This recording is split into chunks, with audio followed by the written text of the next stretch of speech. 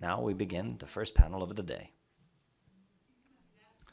Well, thank you very much. Good morning. My name is Nancy Llanes. I'm the Magistrate of the Constitutional Court and a deputy member of the Venice Commission. I want to begin by thanking the Inter-American Court of Human Rights, the Venice Commission, and the Center for Political and Constitutional Studies of Spain, and for participating in this such an important event for global order, issues that are extremely important for our democracy.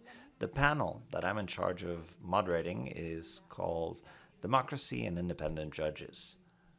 And this places on the table for discussion the topic of constitutional legitimacy, not the inherent contradiction of constitutional justice, of assigning impartially constitutional and mandates to fulfill a judicial role in a way that is unbiased, but also pondering constitutional principles, a task that oftentimes or has been historically polemical and also political. So, if we look at this debate from the perspective of constitutional legitimacy, then we face the need to exercise a jurisdictional role that seeks to resolve topics that are deeply complex in terms of protecting our obligations, of basing our decisions, the legitimacy of a reasoned decision based on judicial values and structures, based on our roles and our institutional structure, but also methodologically based on the rationality of our arguments, where we need to respond to fundamental issues such as the ideal of the rule of law, or things like the foreseeability of legal security, respecting precedents, transparency, and rationale in our interpretations, but also certain doctrines that guide the judicial role, such as the doctrine of public reason, which finally grounds our arguments in the common good and in the highest sense of justice that serves as its foundation. Having said all of the foregoing, today, with this panel, we have some important lecturers with us. First, I will ask Dr. Rodrigo Smuderovis, VP Judge of the Inter-American Court of Human Rights, with a presentation that is titled Judicial Independence in the Jurisprudence of the Inter-American Court of Human Rights. Please go ahead. Thank you very much. Ladies and gentlemen, good morning. I would like to begin by greeting the distinguished moderator of this panel, Minister Nancy Llanes, the Vice President of the Venice Commission, Professor Veronica Bilkova, in whose name I extend my warm greetings to all members of the Commission. I would like to thank Professor Luis Lopez Guerra and Justice Manuel Monteagudo Valdez. It is a great honor to welcome you to the seat of the Inter-American Court of Human Rights, and above all, to take part in this panel with such distinguished company. I also would like to express my sincere gratitude to all of the institutions that made this conference possible: the Venice Commission, the Government of Spain, and the Center for Political and Constitutional Studies, and the Secretariat of the Inter-American Court of Human Rights. And finally, I would like to also greet the ladies and gentlemen who are with us here today, in particular, Mr. Edson Joaquin, Carmen Lucia, and my colleagues from the Inter-American Court. I will speak about judicial independence as part of the jurisprudence of the Inter-American Court, a subject that I believe is essential for the strength of democracy and for the vitality of the rule of law. Now, over the past couple of decades, the issue of judicial independence has gained increasing importance within the Inter-American Court. The recurrence of cases brought before the court concerning the arbitrary removal of judges and other forms of attack to the autonomy of the judiciary is a symptom of a broader and persistent problem that is impacting democracies throughout the region. It also reveals the challenge of ensuring that the judiciary can perform its constitutional roles free from undue interference or pressure. It is no exaggerating to assert that the protection of judicial independence today constitutes one of the principal jurisprudential lines of the inter-American system, encompassing an extensive body of decisions that explore the multiple dimensions of this guarantee. The guarantee of judicial independence occupies a unique position within the architecture of human rights protection as established under the American Convention, insofar as it extends across the board through the catalog of rights contained therein. The autonomy of judges, therefore, is a sine qua non condition for the protection of fundamental rights. The American Convention itself provides in Article 8 that every single person has the right to be heard by a competent, independent, and impartial judge or court. Article 25, in turn, enshrines the right to a simple, prompt, and effective remedy against violation of fundamental rights. And based on this, the Convention assigns a singular role to national judges, regardless of the level at which they serve, from first instance courts to Supreme Courts and constitutional courts. Judges are the first interpreters of the American Convention. They are the first responsible for safeguarding human rights and also the first called to apply the jurisprudence of the Inter-American Court. And there is no viable protection of the human person without the judicial safeguard of their fundamental rights. And judicial independence, in this sense, directly relates to the full exercise of those guarantees. Wherever coercion or undue interference in the judicial function prevails, then access to justice for remedying human rights violation becomes an empty formality. The issue of judicial independence has been discussed in a scattered manner by the Inter-American Court since back in the 90s. It was, however, the iconic case Constitutional Court versus Peru in 2001 that the foundations of the court's jurisprudence on the matter were established. On that occasion, the Inter-American Court acknowledged that one of the principal objectives of the separation of public powers is the guarantee of the independence of judges. Now, drawing on the jurisprudence of the European Court of Human Rights, the judgment established three fundamental premises of judicial independence. First of all, judges must be selected and must be appointed through an adequate appointment process. Then, they must be guaranteed security of their tenure. And thirdly, the state must protect them against any undue external pressures. Now, this does not mean that judges are irremovable, but rather that the autonomous and impartial exercise of their role requires safeguards to protect them from sanctions and also from attempts at arbitrary removal. It also means that for a judge to be removed from their office, the removal process must be conducted impartially and must also allow for the exercise of the right to defense. Now, these introductory considerations allow showing that judicial independence is a complex guarantee that presents two key dimensions. The first dimension is subjective, the individual protection of the judge through functional stability and through protection from undue reprisals. The second dimension is an institutional one, and for the Inter-American Court, it refers to the functioning of the judiciary as a system as a whole. That is, the guarantee of full independence is truly indispensable for the regular and the effective performance of justice. Judicial independence goes beyond the realm of individual and collective guarantees and positions itself as a safeguard for democracy, and the rule of law itself. The autonomy and harmonious coexistence of the three branches cannot be conceived without a judiciary that is formally and materially independent. The erosion or undermining of the autonomy of the judiciary by obstructing the mechanisms of checks and balances is the first step in any political project aimed at authoritarian escalation, and it paves the path for the system of judicial protection of human rights to be reduced to a mere illusion. in the inter-American system, the safeguard of judicial independence has unique features that are the results of a jurisprudential development based on the material expansion of the Convention's protective scope. In its individual dimension, meaning from the perspective of functional stability, judicial independence has drawn from Article 23 of the Convention the essential elements for its protection.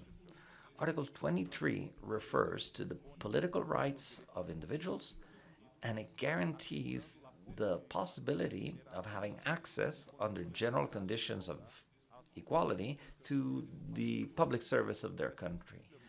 Now, we can observe that in the scope of protection of Article 23.1c of the Convention, it has historically been expanded in two ways.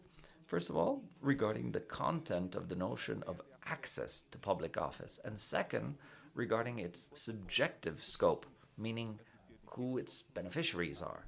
The court initially it adhered to the literal text of the convention, holding that the dismissal of a judge from office, even if carried out arbitrarily, would not violate that article, since it was understood to simply protect access to public office, but not the right to remain in public office. Now, but the real change occurred in the case of Reverón Trujillo versus Venezuela in 2009, when the court established that access under conditions of equality would be an insufficient guarantee if it's not accompanied by the effective protection of permanence in office. From that moment onwards, the first significant expansion of the protective scope of Article 23 was truly consolidated. The notion of effective protection of judges in office, according to the Inter-American Court, does not imply a mandate of absolute immunity, but rather it means that they may only be removed for committing a serious disciplinary offense or for any causes expressly established by law, and through a fair and impartial proceeding with full observance of the rights of defense and the adversarial process.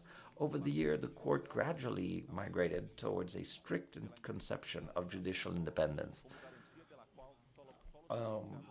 understood as a guarantee benefiting only judges, towards a broader conception that encompasses now not only judges, but the whole ecosystem of stakeholders involved in administrating justice.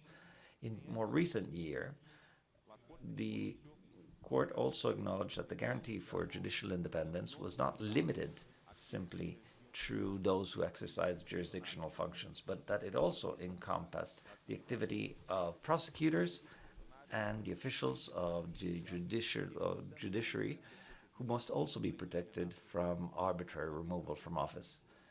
This run-through through the jurisprudence of the Inter-American Court shows us that the court's central concern, as expressed clearly in the judgment of Rios Avalos versus Paraguay, is essentially to ensure that judges are or don't feel sanctioned or threatened by the content of their decisions, and that third parties in general cannot use fear or threats in order to contaminate their impartial exercise of judicial activity.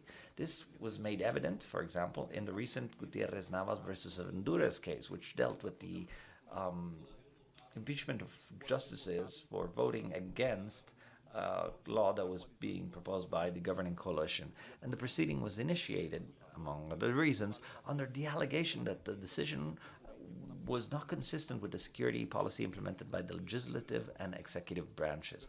But the problem, however, was deeper. The really caused the implementation of a contradiction decision against policies of the state led to the Inter-American Court not only to declare that the state had violated the principle of judicial independence, but also to order the reform of the law regulating this impeachment in the country. The guarantee of judicial independence, however, must not be interpreted restrictively. It does not encompass only removal proceedings concerning judges or persons involved in the administration of judges more broadly. While arbitrarily removal of a judge is one of the gravest forms of attacks on their rights and autonomy, it is not the only one. Under the Inter-American Court's perspective, judges must be protected against all types of external pressure. This expression deserves attention due to its deliberately broad wording. Ensuring judicial independence does not only mean that ensuring disciplinary proceedings must comply with legality and due process, but it also means having the safeguards in place against other forms of illegitimate interference in the administration of justice, such as improper sanctions in general, unconstitutional interference by other branches of governments, threats by third parties, or even economic constraints. In our times, we must also say that this also includes unilateral international sanctions with extraterritorial effects, especially when imposed against judges and their families due to political reasons or because of disagreements with the content of certain specific decisions, which violates the American Convention on Human Rights. Now, measures of this kind not only represent an infringement on the principle of non-intervention, but actually constitute, for every purpose, undue external pressure on the legitimate functioning of justice and unequivocally violate the principle of judicial independence.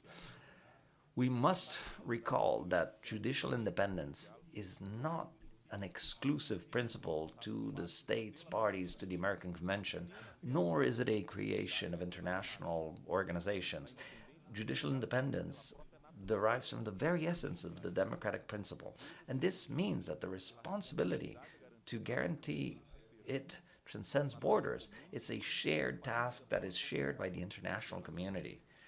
And for this reason, judicial independence has been receiving particular attention. It is no longer a topic linked to constitutional topics and domestic issues. This is highlighted by the joint effort that has been carried out at the global and regional level to reflect and develop standards that help the states to perfect their mechanisms for the protection of judicial independence. Now, this belongs to the jurisprudence of the Inter-American Court and the judgments or decisions by the Venice Commission. And I must remember that in this case, the contributions or opinions from the Venice Commissions have always been received with great attention by the Inter-American Court that has incorporated them in its judgments as progress in the jurisprudence on this topic so important for democracies.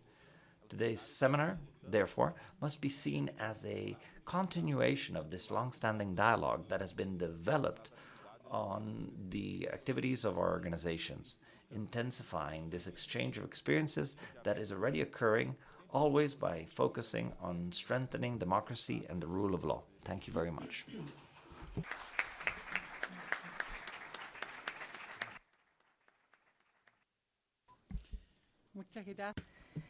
Thank you so much, Judge Modrovic. And now we have the floor with Ms. Veronica Bilkova, who's a professor of constitutional law of international law of the Carolina University and vice president of the Venice Commission. And she comes from the Czech Republic.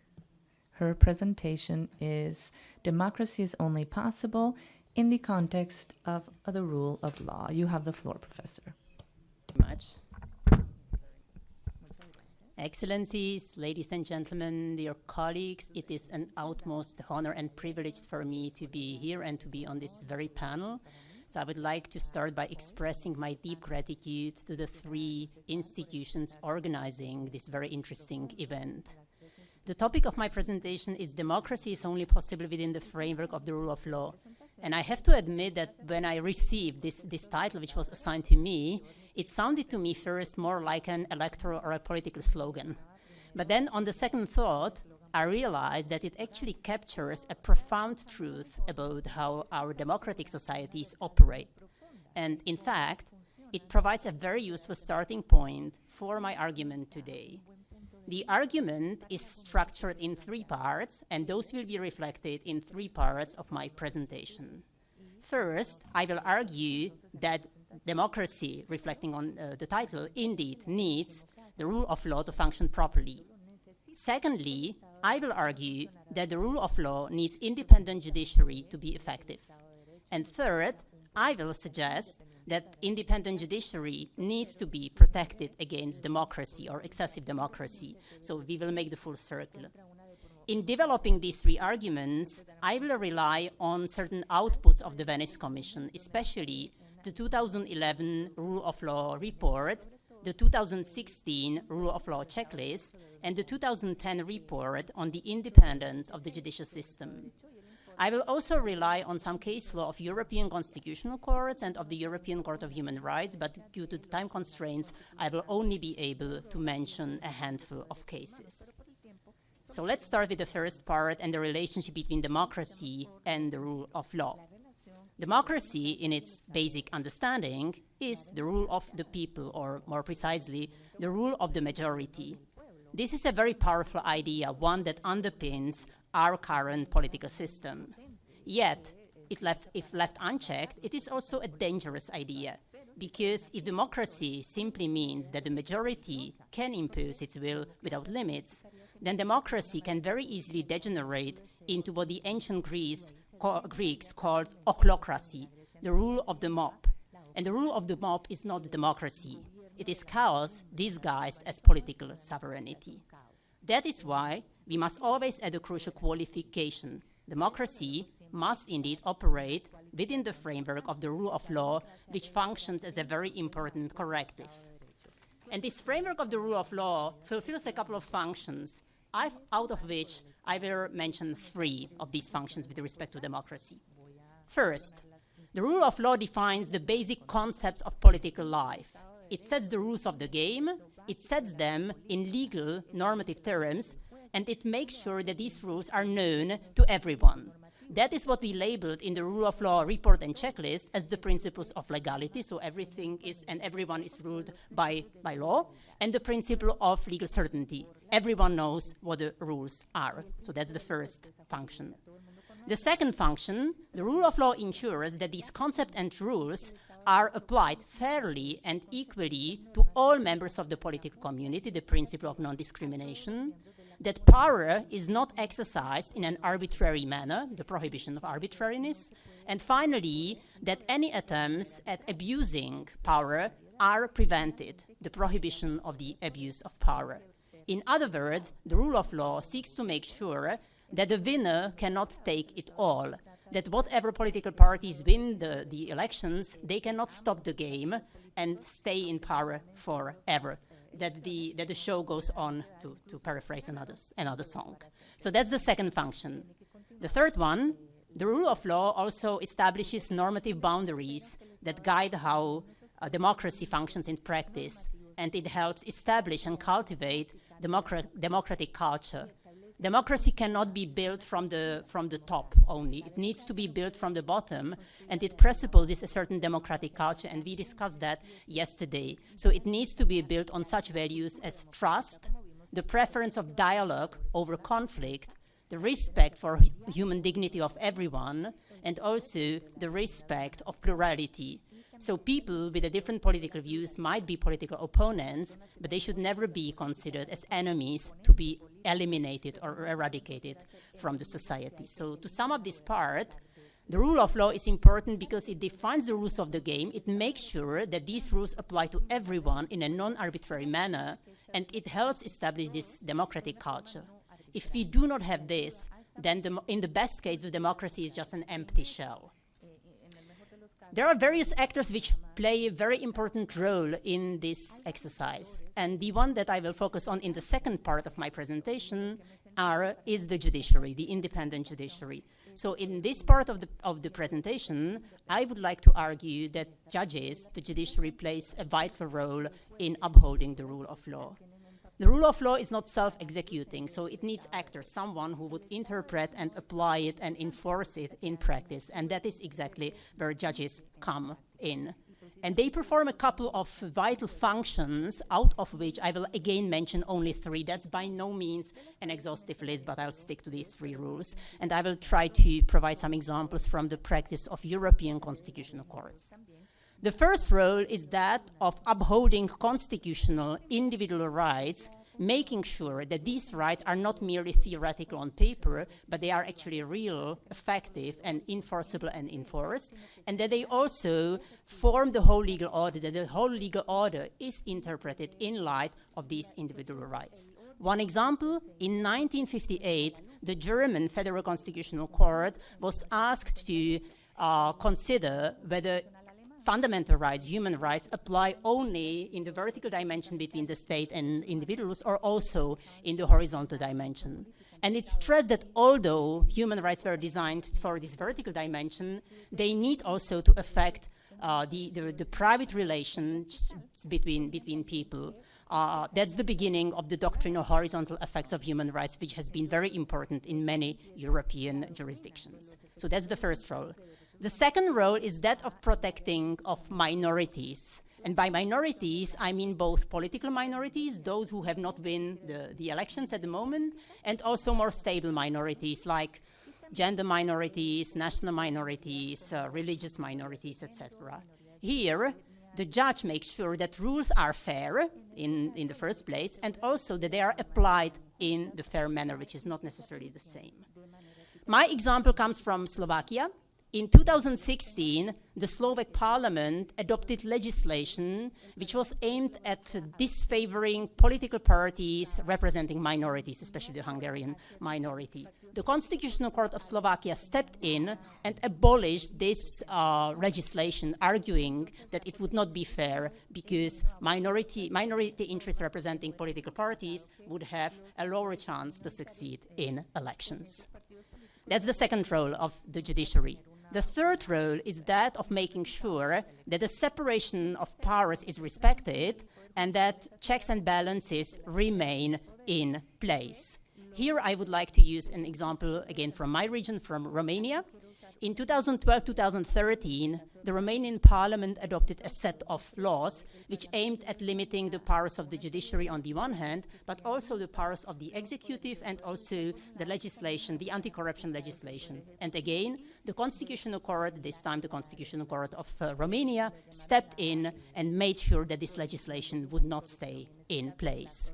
So on these examples, we see that the judiciary plays a vital role, which is actually twofold. So on the one hand, it protects individual rights, individuals, but on the other hand, it also protects democracy and the rule of law themselves.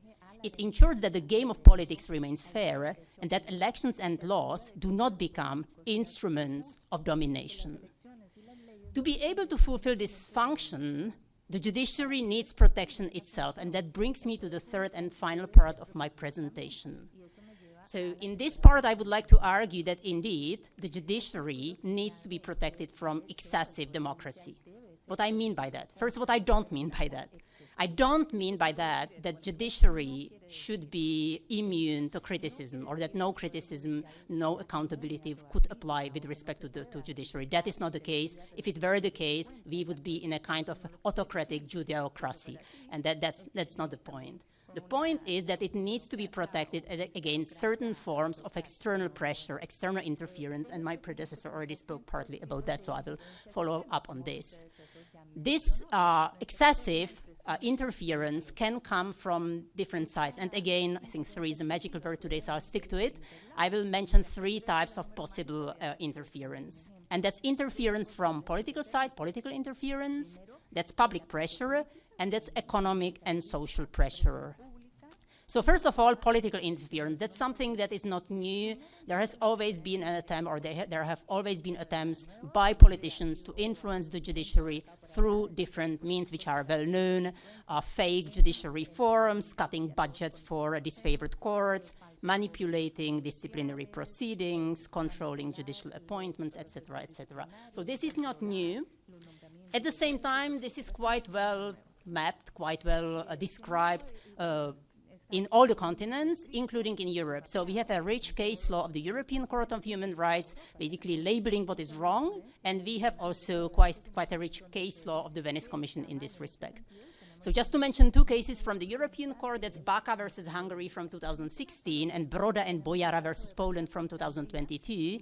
These are cases of judges who were dismissed because they did not agree and they spoke against some political reforms against some judicial reforms, and the European Court clearly confirmed that dismissal in these circumstances does not meet the conditions that were mentioned by my predecessor, and that they violate actually several human rights, such as the right to freedom of expression or the right to fair trial.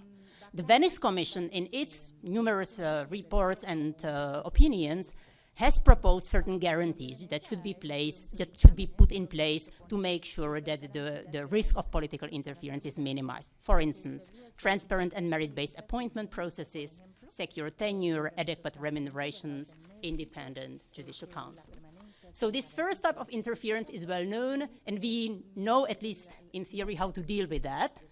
It's much more complicated with the other forms, which either have taken a new shape or have not been addressed so much. So the first one, or the second one in the order, is public pressure.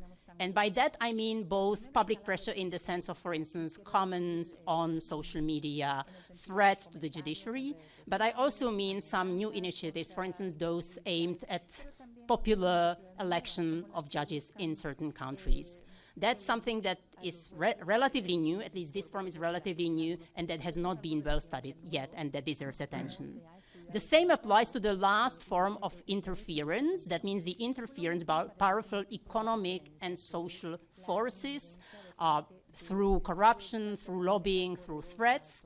We have recently had a couple of countries in Europe, Moldova, Ukraine, Georgia, adopting legislation against so-called oligarchs, and the Venice Commission issuing opinions on this. And we see how countries struggle to actually address this threat. So that's another issue that will definitely merit some attention in future, where we will need to engage in more depth. And that brings me to the conclusion, which actually will be quite similar to the introduction. So I would just like to sum up my three main arguments. So the first argument is that democracy is only possible within the framework of the rule of law.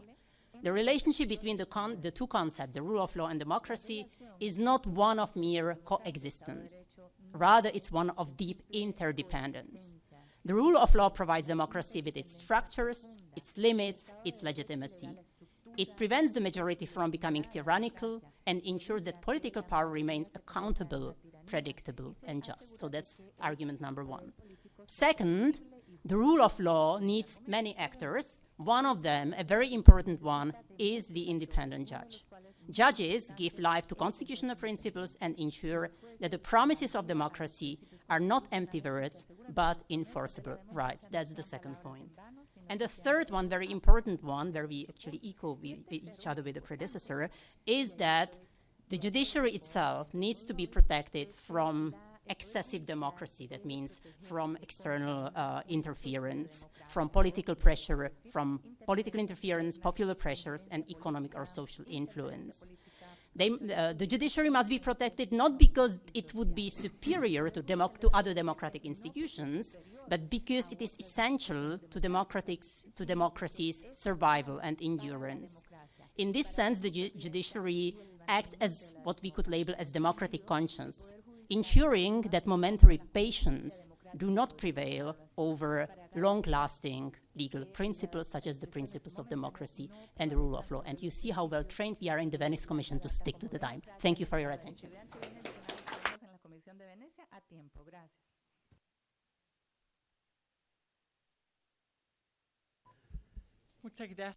Thank you very much, Professor Vilkova, for your very interesting presentation.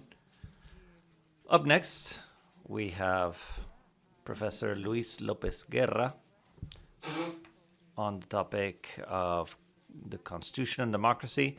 He is a professor on constitutional law from Carlos III University from Madrid, Spain. Floor is yours. Thank you very much, and like the rest of my colleagues, I would like to congratulate the people who have organized this conference and the topics that they picked. The one today, which is the relationship between the democratic principle and the judicial role. And in particular, something that has been covered by me in constitutional courts. And of course, the debate on the compatibility between constitutional justice and the democratic principle has been a classical topic of discussion. How is it possible that a court can revoke decision because of a democratic expression of the people. But we must say that this discussion at this point in time really makes very little sense, in my opinion, since there's been a universal extension of the constitutional jurisdiction and a general appreciation that the guarantee of the supremacy of the Constitution as a fundamental cornerstone of democracy, and that the guarantee of this cornerstone is safeguarded by a jurisdictional body, and sometimes a specific jurisdictional body that is separate from the ordinary function. Professor Nestor Sagüez used to say that the Constitutional Court was a sort of supra power that had to guarantee that the power must check power. In any event, it seems to me that the relationship between constitutional jurisdiction and democracy is now presented with regards to specific points. One of them, how to ensure the independence and impartiality of the guardians of the Constitution, and another is what type of issues can exist when any conflict arises between a continued and stable expression of the people's will and the jurisprudence of a constitutional body. How do these conflicts are resolved? Now, with regards to the first topic, the topic about the impartiality and independence of the constitutional jurisdiction. Now, of course, it is worth mentioning up to what point a constitutional court can be militarized, well, not militarized, but weaponized politically, and how can it be subjected to the majority of the will at the moment, where it stops being a safeguard for the Constitution, or other times it can be coerced abusively by minorities that prevent the people's will from being enacted. Now, with regards to the weaponization of the court by the majority, we discussed yesterday the techniques used by illiberal regimes that led to sentences like Flor Post versus Polonia from the European Court. Let's not cover Latin America, but in this case, we've had also the cases in Peru. But for example, we can find abusive blockades by minorities in parliament, such as the systematic delays in renewing the members of the Constitutional Court, or maneuvers in the U.S. Senate in lobbying in parliament by certain judges. Now, this entails, obviously, that the use of these maneuvers leads the court to lose legitimacy, but it can have a negative impact on this appearance that is important for any court. Now, there are different formulas that have been tried to use to avoid or prevent the constitutional courts from being subjected to this situation of a lack of independence or impartiality through methods of what Giovanni Sartori used to call constitutional engineering, which is important. It's important to say that the trends that are critical of constitutional, for example, the political constitutionalism, focus especially not on the general justification of constitutional courts, but on the impossibility or high difficulty because the constitutional court were to be truly impartial or not. Now, these techniques are well known for constitutional engineering, and they refer specifically on constitutional judges, on the other part to their status. Of course, the most common techniques following the common lines is to establish a jurisdiction that is separate from the ordinary jurisdiction, introducing a democratic element of democratic justification that in many countries would be, for example in mine, parliamentary elections of all of or part of the members of the courts. And in a few countries, in fact, a few countries in Latin America, they've introduced the formula of universal suffrage, for example, in the Bolivian constitution, which also leads to certain doubts.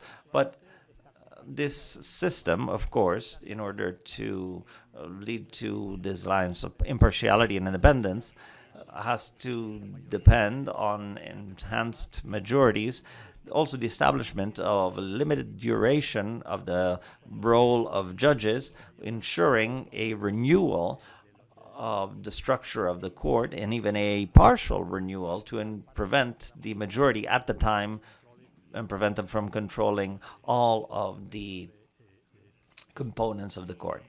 Now, of course, in light of these techniques as well, there are also counter techniques, because when an enhanced majority, the usage of the quota systems, majority parties come to an agreement to divide their quotas or their shares.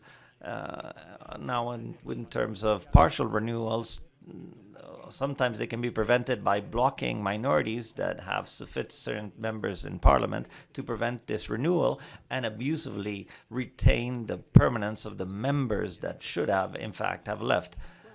Now, these are, of course, issues, but there are other ways of guaranteeing the impartiality of courts and independence, and these obviously would be basic to me. These would be the ones referring to their status. For example, the inability to remove a judge from, or preventing their dismissal from their role. This was discussed yesterday. Techniques like impeachment of constitutional judges are unfortunately not compatible with this principle. Another important point is the internal dependence, how the president of the court interacts with its different roles. Some countries have preferred, like in mine, for example, the system where the judges themselves elect their own president. But in other countries, instead, to prevent internal conflicts, then they've preferred the system where the president is appointed by a separate body, not by the judges themselves. I'm thinking of Germany, for example. But these are all different techniques to prevent, in as much as possible, to have control by a majority to eliminate the appearance of impartiality of the court. However, there are other issues with regards, at least in my country, with regards to the relationship between democracy and the constitutional jurisdiction that occur when there are situations of clear opposal between the jurisprudence established by the court and other majority trends that are continued and ongoing and democratically expressed that go against the jurisprudence. The classical example that is often quoted is the position of the New Deal policies from Franklin Delano Roosevelt, progressive policies that tried to establish a certain social security positions or social equality against the conservative position of the case of the Supreme Court, like the Rocknell case and others. And so how can you overcome this contradiction? I refer to contradiction between democratic trends and jurisprudence, not judgments that have not been complied with, because the judgments have been already judged upon. But when there's a judgment without a jurisprudence of the court that counteracts the democratic trends of the majority that are present in an ongoing fashion in a society. Now we need to think about the fact that one of the basic roles, more than defending the Constitution, often a stable democratic structure that is not threatened, but the interpretation of the Constitution, meaning the selection of the criteria for interpretation with regards to what torture means, or with regards to what mistreatment means, or with regards to what the right to life means. That's a matter of interpretation. And we need to remember that in many legal systems, like the Spanish one, we highlight the topic of the role of interpreter of the Constitution, supreme interpreter of the Constitution. That is the role. Now, perhaps this is a binding jurisprudence. What happens when you have a contradiction between this jurisprudence and ongoing trends in democratic regime that go against that jurisprudence? Well, there are several solutions. In a few Anglo-Saxon countries have preferred to establish what they call no due standing clause, which means that the term specific parts of the Constitution cannot be overseen by the constitutional jurisdiction. Now, this is kind of exotic, at least from the perspective of Latin American countries or European. But the other solution would be obviously doing an amendment or reform to the Constitution. This was discussed yesterday, and this also entails the problem that sometimes that reform is very difficult, if not impossible. And it also proposes up to what point the Constitutional Court can really control the reform to the Constitution, since there are certain unconstitutional constitutional reforms. Now, a formula that's been proposed and discussed at length, perhaps, is that since you cannot change the constitution, at least you can alter the jurisprudence. Up to what point can a court alter its case law or jurisprudence, changing one interpretation for a new one, especially if the legislator can have an impact on this change in jurisprudence? We can say that the jurisprudential change by constitutional courts is quite common. Going back to the North American example, there's been a radical change, the shift from the racial segregation of Plessy versus Ferguson that had the principle of separate but equal to Brown versus Topeka, that considered that any kind of separation was a discrimination, or the change in jurisprudence in terms of an intervention on pregnancies, for example, from Ray to Dodd more recently. And in Europe, the change from the Constitutional Court of Germany, of Solang 1 and 2. And in my country, there have been changes as well. For example, with regards to the compatibility of the Constitution, with regards to the interruption of pregnancy, following a system of indication or terms. Now, the fact is that in practice, there are overrulings.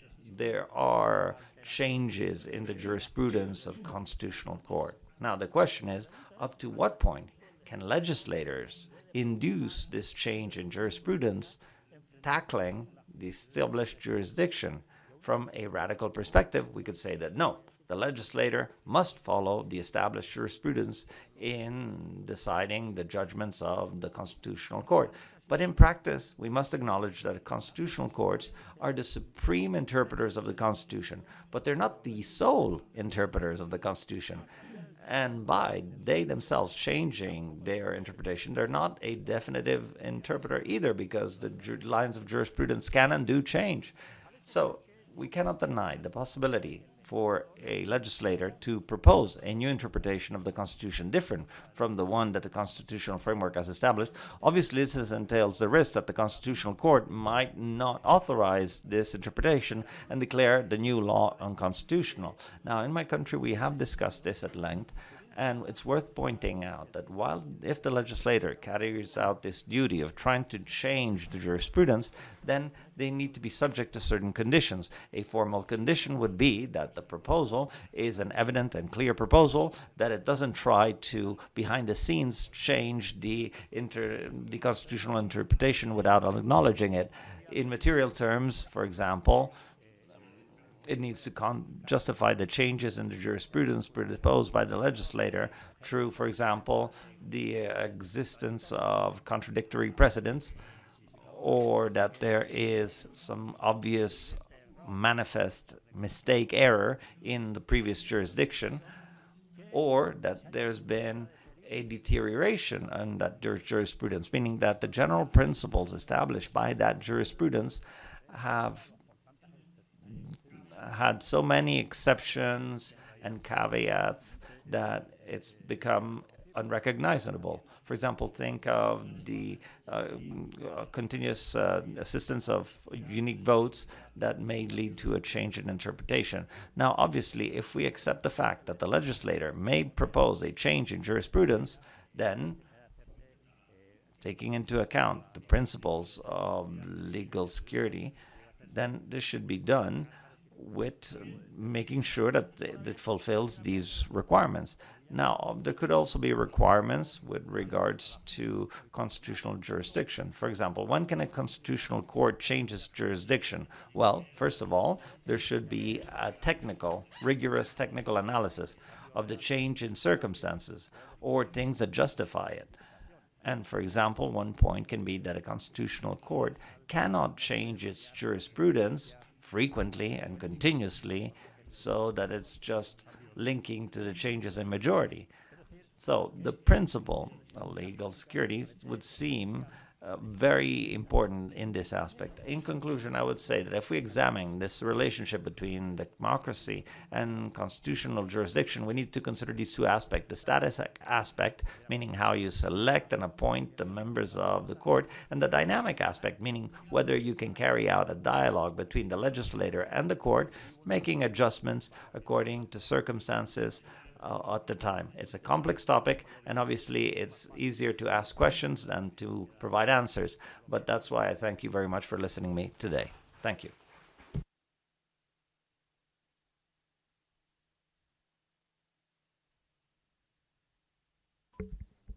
Muchísimas gracias, Profesor López. A continuación. Thank you very much. And now we give the floor to the Justice of the Constitutional Court of Peru and substitute member of the Venice Commission, Judge Monteagudo Valdez. And he will be talking about international law, international human rights law, and democracy in Latin America. You have the floor. Thank you very much. Good morning, everyone. First, I'd like to begin by expressing my appreciation to each of the people and institutions that have organized this conference, to the colleagues that are also members of the panel, and thank you as well for the opportunity of sharing some experiences and reflecting upon the challenges of democracy and the rule of law.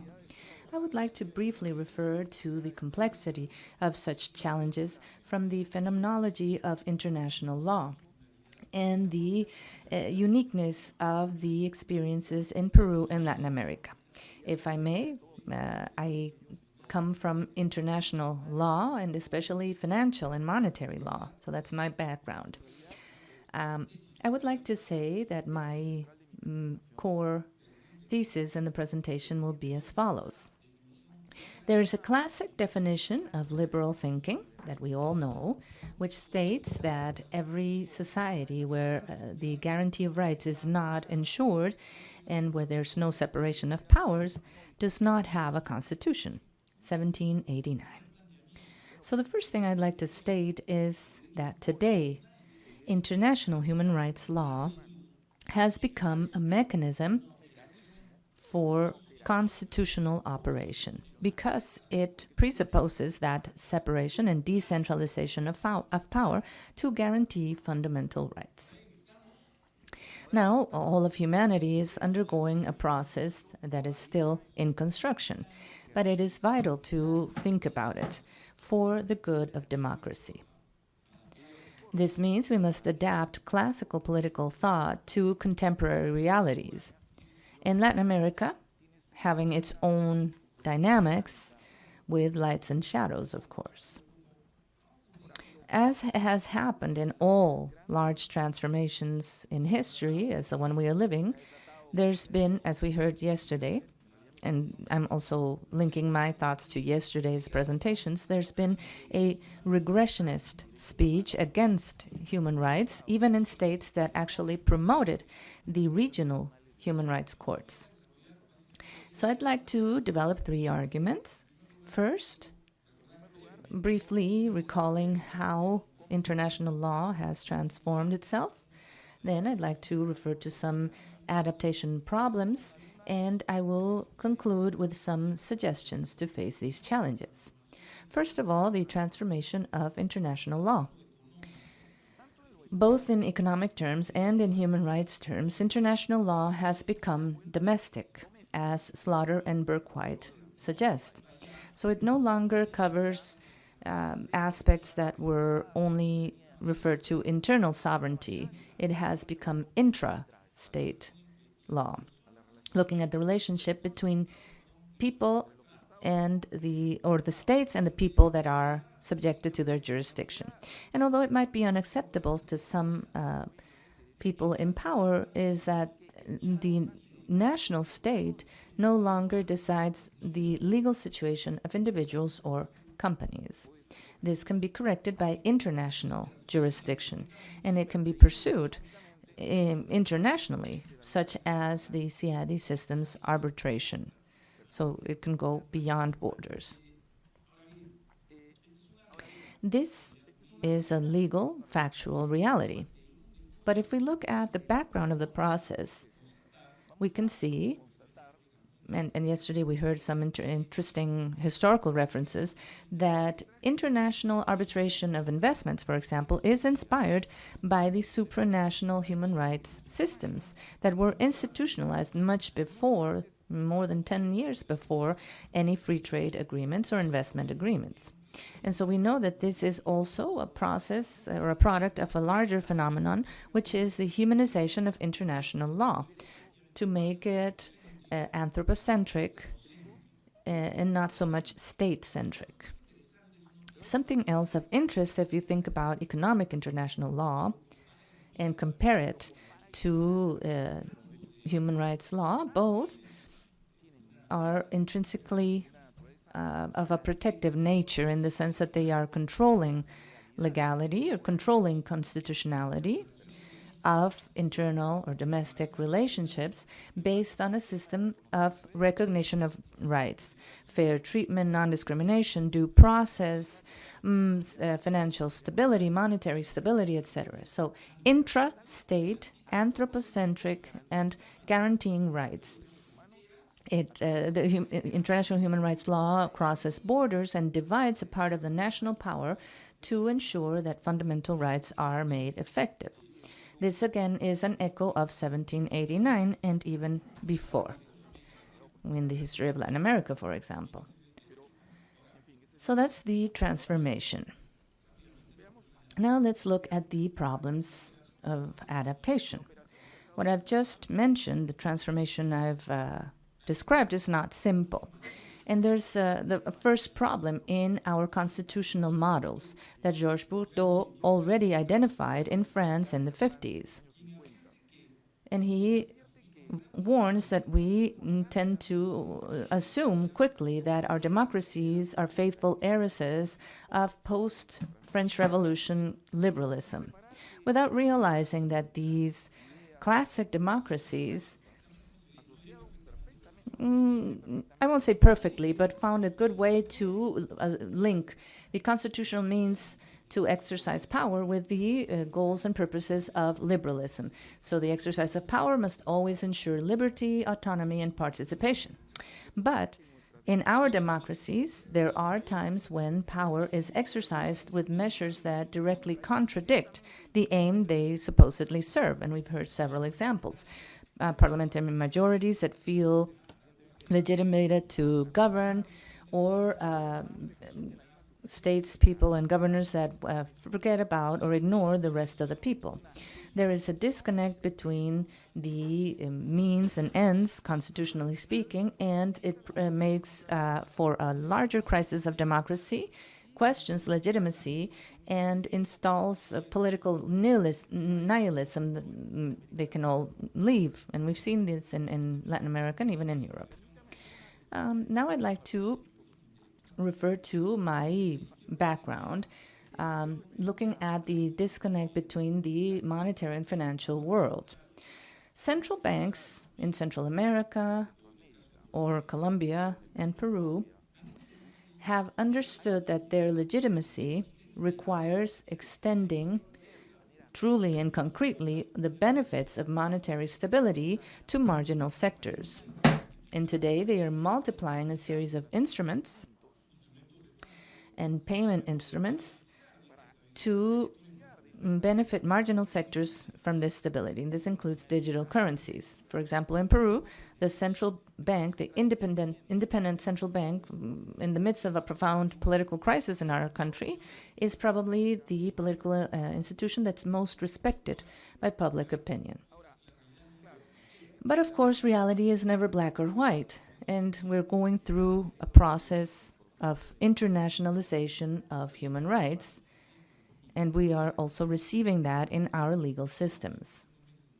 A few months back in Chile, we discussed this, and we were looking at how this was received.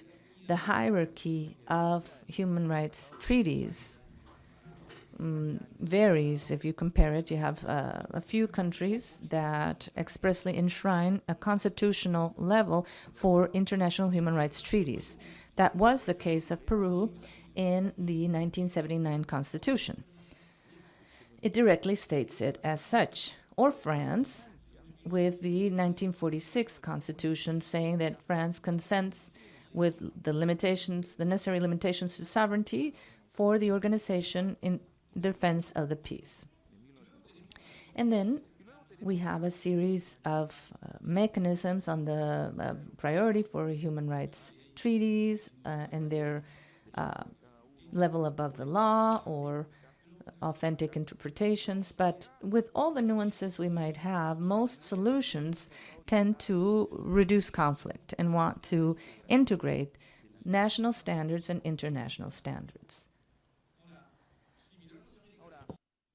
If we look at Latin America, as we heard yesterday as well, we've had a tradition, an internationalist tradition from the very moment we became independent nations. In times of great enthusiasm, for example, the Inter-American Conference of Chapultepec in 1945, or the Brazilian Initiative for the creation of the Inter-American Court. All this enthusiasm seems to have remained in the world of finance and technology today. And so there's a new breath given to a sovereignist speech. And I'd like to share two experiences as a judge in Peru. In 2023, we disagreed as to the understanding of the supervisory capacity of the Inter-American Court of Human Rights. Two judges, myself included, were a minority, where we considered that the amnesty to Fujimori was not according to the American Convention.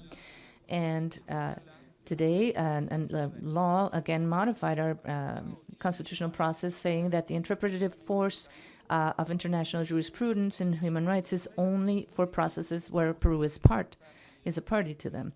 So again, that was a source of enthusiasm before, not anymore. And I will look at the third part of my presentation now. What can we do to ensure greater internationalization?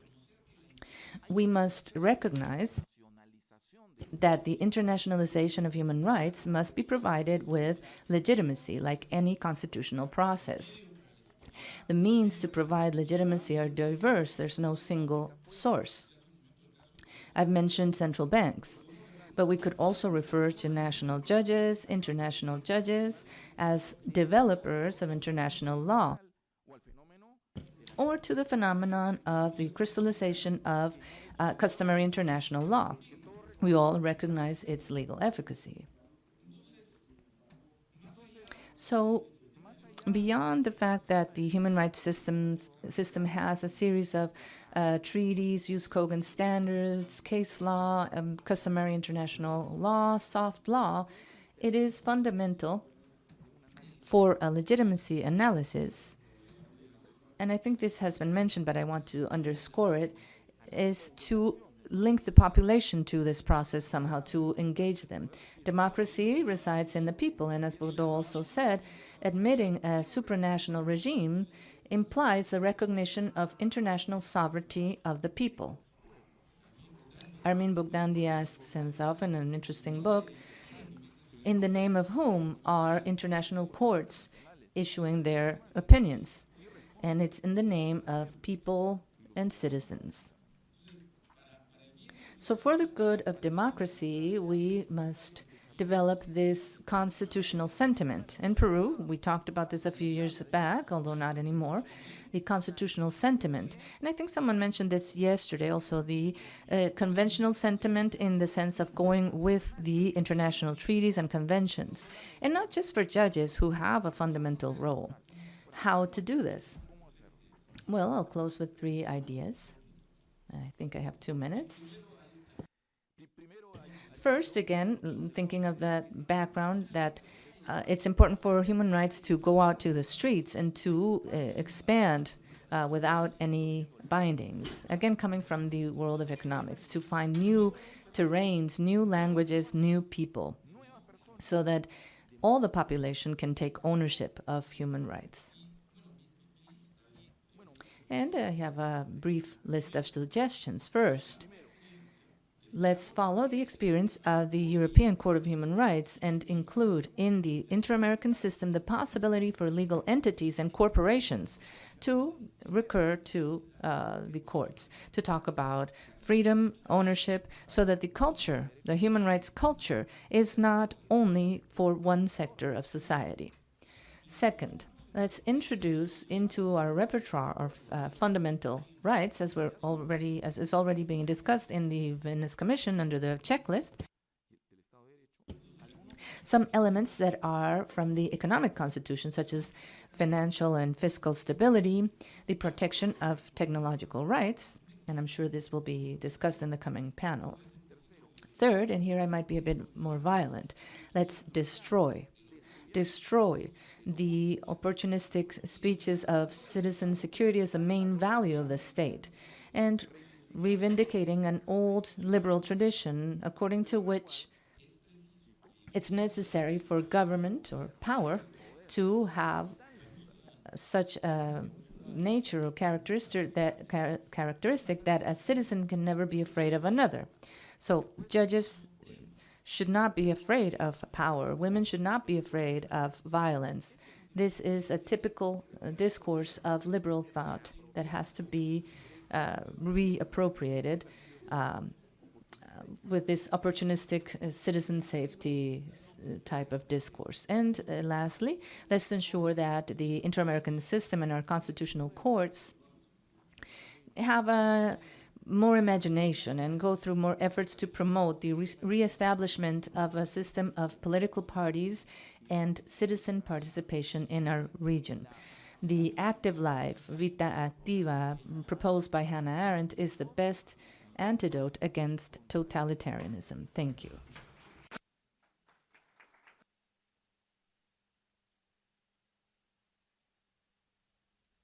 Muchas gracias, magistrado. Thank you very much, Magistrate. We've had some very interesting lectures. We've heard from Judge Modrovich how the inter-American system faces the challenges, the modern challenges, and to protect it in light of the standards of the Convention on Human Rights, in particular, particularly Article 23 within the framework of political rights. Now, Professor Vilkova also discussed three things that are fundamental. I'm looking at my notes. Democracy can only exist within the framework of the rule of law that establishes limits and provides legitimacy to the exercise of their jurisdiction.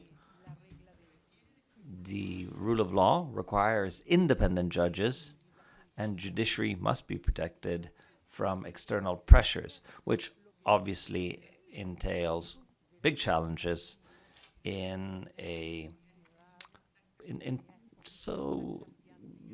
political communities that are constantly evolving like they are today.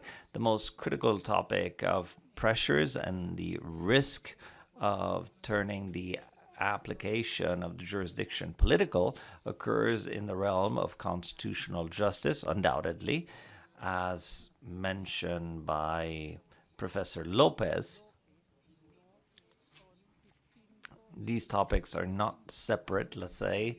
We understand that within the framework of the design of democracy, constitutional courts play a fundamental role in guaranteeing constitutional supremacy, the ultimate interpretation of the Constitution, and to act as check and balance by guaranteeing the principle of separation of powers as guaranteed by our democratic systems. But obviously, it also entails issues that make it vulnerable to not only pressure, but also to debates regarding legitimacy.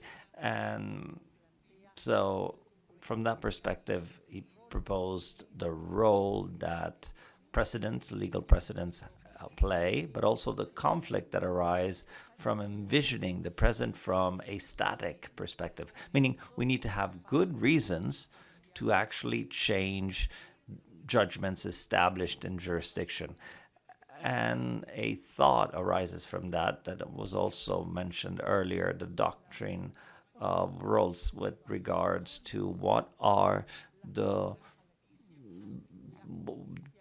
ends that constitutional justice pursues. And I believe that in the presentation by Magistrate Judge Monteagudo,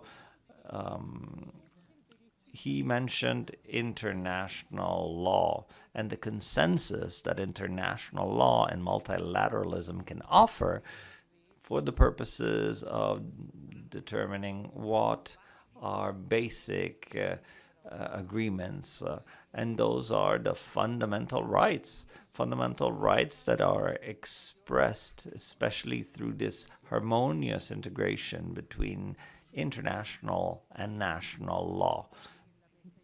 Mentioning also setbacks, the circumstances that we face today under the invite that was made by Brazil, where we say we are all conventional judges, but also Peru raised a red flag saying, despite the fact that it's established in their fundamental charter, the integration of national law with international human rights law, sometimes there's a certain level of resistance in justifying political decisions internally.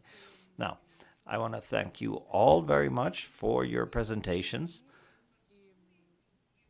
Because of time constraints, and this morning is a bit shorter, I've been asked to allow panelists the possibility to answer or make comments on the presentations that came before them if you wish to speak, but we are not going to have the floor ask questions. So if any one of you wants to actually make any remarks, comments, or speak on what has been discussed so far, please go ahead. Adelante, magistrado. Muchas gracias. Thank you. I'll be brief. First of all, I'd like to thank the rest of the panelists and to say that we have shared actually the main messages really, as also the Vice President of the Venice Commission shared, that there's no rule of law or there's no democracy without a rule of law, and that judicial independence is essential for the rule of law. I think those are very clear messages, and that we have to protect the judiciary from external pressures, whether domestic or international. And that is also very important, precisely because of that double dimension that I've mentioned in the case law of the Inter-American Court, that the guarantee to independence, judicial independence, is not only an individual guarantee, but it's institutional for all of society, precisely as Ms. Bilkova said. They're judges, but they also serve society. And that's why the institutional guarantee is even more important than their individual protection. And that justifies all the case law and the concern with judicial independence of the Inter-American Court. Thank you. That's my comment. Thank you. Judge Mudrovic. Professor Bilkova, would you like to reply?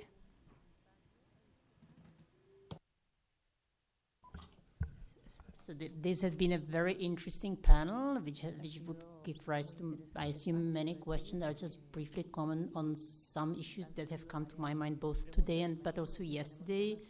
The first issue, it might be, I think, easier to agree on general abstract principles rather than on their concrete applications. We would probably all agree that human rights are something good, the rule of law is something good, but then when we have a concrete situation which often involves a conflict of interests within the society, it's not so easy to agree. So that's one issue that I want to mention. The second one, I'm an international lawyer, and as such, I tend to think and tend to see international law as a force of good, and I tend to be suspicious of the domestic surroundings. And I think this is also somewhat common to international courts, and that's obviously a tricky perspective which might be dangerous. And I think what we see nowadays in some countries is Europe is the questioning of this element and a double call. One is a call for dialogue, because very often there is the impression, and now I'm not saying whether it's right or wrong, but there is the impression that there is a one-sided way of communication. The international courts, for instance, the Strasbourg Court or the Luxembourg Court in Europe deciding, and then everyone following or having to follow. And there is a feeling that there should be more a dialogue between the supranational or international level and national courts, and should be an equal dialogue, because supranational courts tend to be more willing to engage with certain courts rather than others. So let's say they would be more willing, for instance, the Strasbourg or the Luxembourg court, to have a dialogue with the German constitutional court rather than the Czech or the Slovak one. So that's one element. The second phenomenon that we see in Europe is the signal sent by Supreme Courts, constitutional courts, or also the parliaments, that there are certain red lights, that there are certain issues that states do not necessarily want to leave for the discretion of international bodies. And these red lines are of the double form, institutional and substantive. Institutional are the so-called ultra vires case law that we've seen. That means the courts in Europe saying, hey, the Strasbourg court, or hey, the Luxembourg court, you decide on something that you have no competence in. So for instance, there was a case in the Constitutional Court of the Czech Republic related to the pension systems between the Czech Republic and Slovakia. Then we got a decision from Luxembourg, and the Constitutional Court of the Czech Republic responded by saying, this is about social security. Social security is a matter of domestic law, so please, the European Union, we respect you, but this is ultra vires behavior. You should not go in this domain. The second area where we see these red lights is substantive. That means more and more constitutional courts, and now we also see it reflected in the Constitution, is saying, well, there are some core values in any country. We can label it as, we call it, for instance, material core of the Constitution in the Czech Republic. In other countries, it can be constitutional identity, it can be a stable part of the Constitution. You have different terms, and that is something, again, that we are not willing to leave up to the discretion of anyone else outside of the country. So that's the second element I wanted to mention in the discussion. The third element, and I will conclude with that, is that on the one hand, all these issues that I mentioned can be done in a good faith. So that can be a genuine call for dialogue, a genuine call for the protection of our own values, but it can also be easily misused, because obviously you can easily hide behind the argument of competencies or the argument of national sovereignty. And it's very difficult to make the distinction, especially to label it in legal terms, because very often we feel that there is a difference if an argument is made by, let's say, the Czech or the German Constitutional Court, which normally act in good faith, and when it's done, for instance, by the Constitutional Court of the Russian Federation, which simply tries to hide certain authoritarian tendencies behind. We see it. In political terms, we feel it, but it's very difficult to label that in legal terms. So that's something that we have been struggling with in the Venice Commission, and I'll stop here. Muchas gracias, profesora Vilkova. Thank you, Professor Bilkova. Professor Lopez? Yes, briefly, I think that in all the interventions in this panel and in previous ones, we can see the attention on the role of judges, but also the tension between the democratic principles and rule of law, that they're complementary, but it's hard to adjust them at times. I think it depends a lot on what we can call the national identity, that it's difficult to find formulas, except for basic principles, general formulas that can be applied to all and any country without considering the cultural context or the social, economical, and historical context. Having constitutional jurisdiction specific to the courts, and then you could also say that you have the Supreme Court with competence, having a procedural system that is contradictory or more of an accusatory nature. These are things that make it difficult to do comparative law. We have to consider the context at every time. In my country, for example, we're discussing the issue of judicial selection. Who selects judges? What happens when there's a council from the judiciary selecting them? Who will select the members of that council that will appoint judges? This discussion is very difficult to have because some countries, strictly democratic countries like the Federal Republic of Germany or the UK, do not have these types of judiciary councils, but they do have appointment by parliament. So how can we compare and project any general criteria when we have such different cultural contexts? I was talking about the quota system. this quota system is that when there's a qualified majority, when there's no qualified majority, several parties come together to create that qualified majority and become part of the parliament. And this system has been systematically applied in the Federal Republic of Germany. Social Democrats, Christian Democrats, and liberals work with these quota systems and come together. And the parliament and courts in Germany have and overall have a great prestige. It works well for them. I don't want to refer to other areas, but the same system has not worked as well in other places. So I think, again, that it's very difficult to have compared constitutional law without considering the local context. We heard constitutional engineering, and it's really the constitutional identity of each country that has to find the formulas that find that complement of how the democratic principle works within the rule of law. The last example, the concept of the rule of law tends to be understood as a substantive concept. Laws must be clear, they cannot be retroactive, they must be transparent and constant. But then there's not so much a focus on the procedural aspects of the rule of law.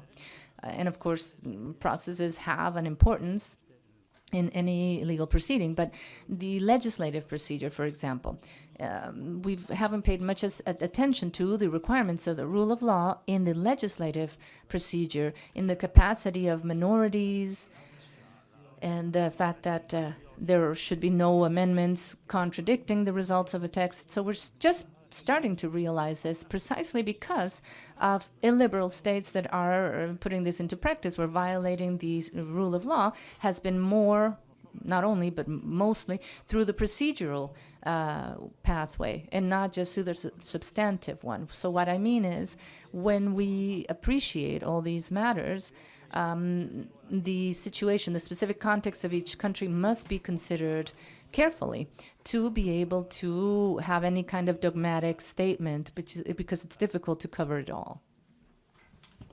Thank you very much, Professor Lopez. Magistrate Monteagudo. Well, just two brief comments that I would like to make with regards to, first of all, with regards to the independence of the judicial power. I think that we need to pay attention to one alert. When the independence of the judicial power is attacked by the executive power, then there's a feeling of mistrust, or the justice system sort of loses credibility in the eyes of the public. But when in addition to that, there's a deliberate action or attitude by the government against the justice system, I think we're walking into a minefield. I think it's very serious, and we need to be very careful with this. There's a very important problem there at play. Secondly, I wanted to, in just 30 seconds, develop a little bit more this notion of this economic constitution and the rule of law. I know that it's not completely linked to the topic at hand, but if you look at experiences like Germany, Peru, Bolivia, where you've had hyperinflation, or Poland, society has internalized the importance of monetary and financial stability for their exercise of their economic rights. And it has become a true value. In Germany, just a short while ago, there was a public protest against the risk of the autonomy of Bundesbank. That all has a meaning.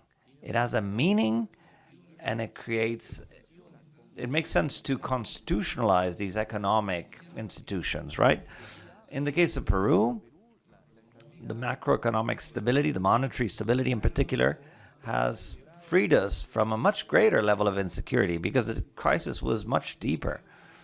So I think it's worth highlighting that comparative experience to become aware that rule of law also enshrines a need to protect these economic rights, which are collective rights.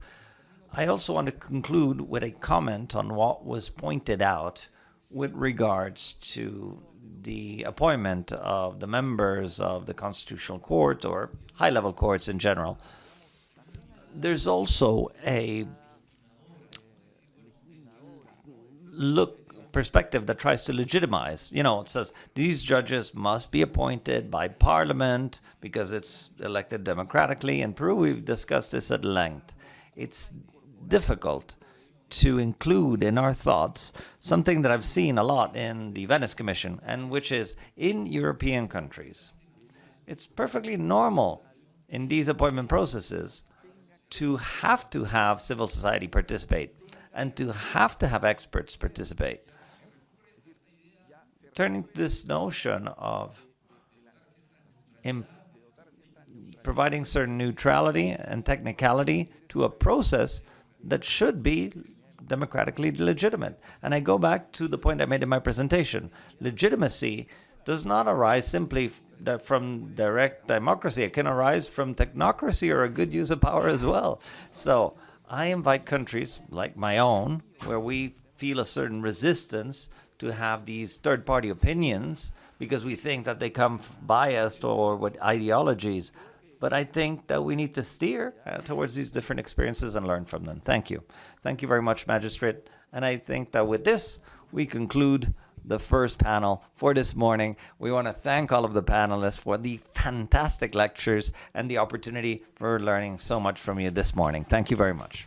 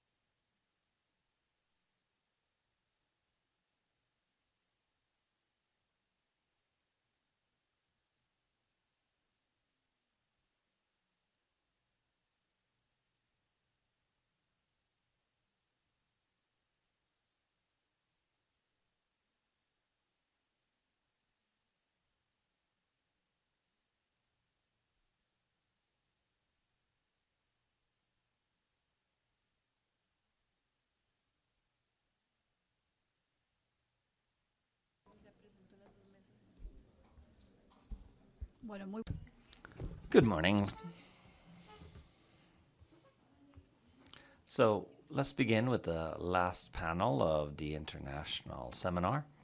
And I must confess that I'm particularly pleased because I will be moderating our president, who is very strict with us. So now I'm in charge of time, and that makes me very happy. No, just kidding. She's tough but fair. Let's begin with this panel, very interesting panel, which is also acts as the closure for everything that we've done these past few days. We've heard reflections on the past and present of democracy, and that obviously begs the question we must look forward. And it also leads us to ponder what role plays the development of the young children in the future of a democracy. Because what happens is that the digital environment is shaping the lives of children nowadays, and it shapes the way in which they perceive the world. And this impact of digital technologies does not have only an individual effect on them, but a collective, aggregate social effect. As Minister Carmen Lucia said very clearly, democracy is learned, developed, and defended. So it begs the question, how are our children, the citizens of the future, learning about democracy? That is truly something that we should think about. And as we heard yesterday from Camino Vidal and a few other lecturers, current democracies are not destroyed through coups, but they are eroded selectively and slowly. And along these lines, I believe it's worth thinking about. I think we all have thought about this. We all read the papers. There's a level of digital saturation nowadays in the world that impacts children in particular because they lack that capabilities. So we can better develop their digital skills, yes, but there's also an important risk of erosion. And so this really, we must ponder how this impacts the future of democracy. There's an English philosopher called David Russman with a book called The Handover, and he proposed something very interesting. He says, we're in a topic of generational transition that is highly complex because children nowadays are not participating in the development of the institutions that they will lead. And this fits with what Fakim was saying yesterday, why in Brazil there's such strength in the constitution, because people feel a part of and owners of their constitution and they care for it. What happens nowadays is that children are sort of spectators of the development of a world and an institution in which they do not participate. So how are they going to care for it? How are they going to defend them? How are they going to protect this democracy that is being developed without their participation? So all of this suggests, and with this I end my reflection, we need to think about intergenerational justice, not just to understand it as linked to a principle that relates to developing a world that is free of climate emergencies or more balanced or more equal, but rather to inherit to them institutions and a democratic ecosystem that is healthy and where children can participate in a healthy fashion. So without further ado, now it's time for our distinguished panelists to speak. Each has 15 minutes. When you're close to running out of time, I'll send you this little piece of paper that says 1 minute. And now, please, let's begin. We will begin with our president, Judge Nancy Lopez, who will focus on the challenges posed by new technologies to human rights and democracies. Good morning once again. I want to thank you very much for being here with us. It's very difficult to exceed the previous panels. They've been excellent so far, but I want to first of all greet my fellow panelists. It's really an honor to participate on a panel with such distinguished individuals. And I want to also greet the moderating judge. And I ask her for the principle of equality, because in the other panels, time has not been so strict. Well, the topic of this panel, which is democracy and how it faces new technologies, democracy and technology, is far too wide to address it in just a few minutes. I cannot address all of the impacts, and I can see that the colleagues of my panel will also focus on other specific aspects of this topic. So I will try to focus more on the impact on freedom of expression and on the challenges that we face, particularly in our region, on this topic. I will mention 6 or 7 different topics of how I believe technology is impacting negatively on the exercise of democracy.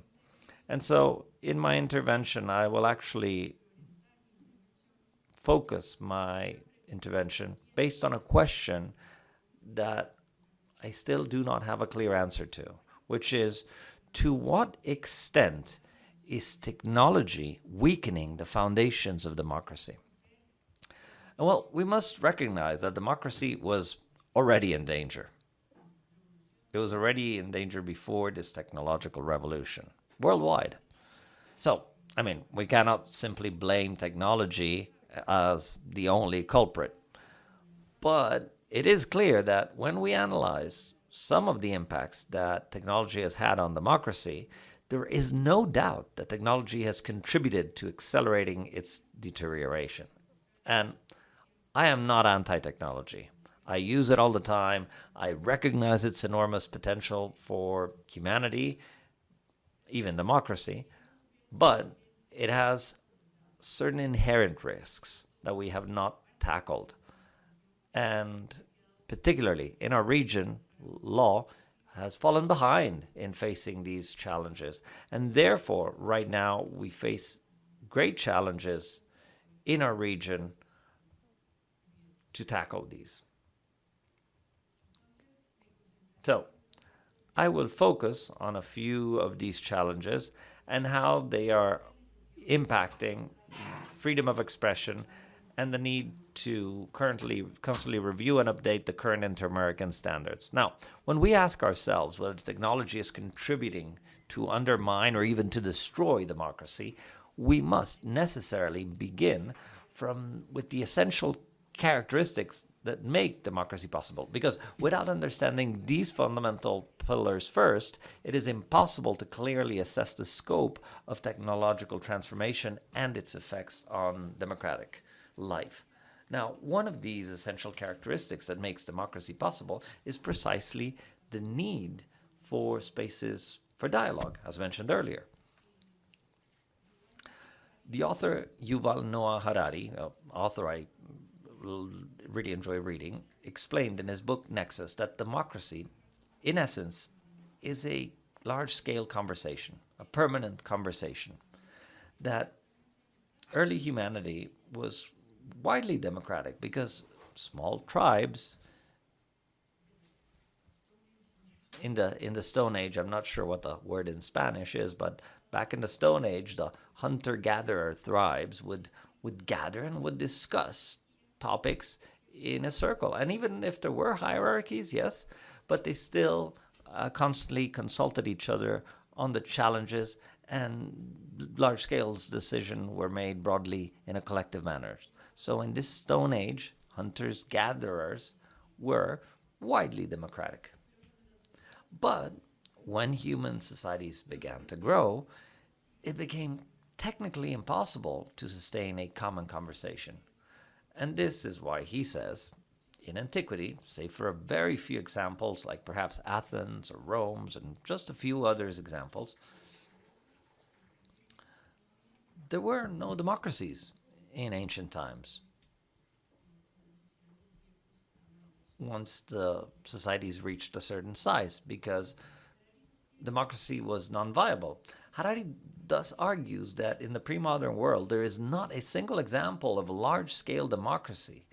And the reason for this is that this large-scale dialogue for decision-making was impossible until information technologies came into play, because it allowed people to communicate. First, the printing press, which led to the media, newspapers, the telegraph, radio, and television. All of these technologies allowed, for the first time in human history, for numerous societies, large-scale societies, to participate in a shared public discourse, which made large-scale democracy viable. So, and in this reading, and I agree, Harari says that for democracy to exist at a large scale, you need a technology that allows that public discussion. And this reading offered by Harari entails that technological changes through the history of humanity are not neutral. They have a deep cultural and political impact on our societies. And this relates to what was already developed by Habermas, that democracy requires a space where different ideas and opinions can meet to generate social cohesion. And that old public sphere, I'll call it old public sphere to be more correct, no longer exists, at least not as we knew it. And worse still, it is now the dialogue sphere is in the hands of a digital oligarchy that controls the whole architecture of communication and therefore freedom of expression. And this public sphere, this realm where members of society can discuss without the domination of the state or other forces, that free marketplace of ideas, which was developed since the case Whitney versus California, when the judges Holtz and Brandeis argued, following Stewart themselves, that ideas need to compete on that large marketplace of ideas.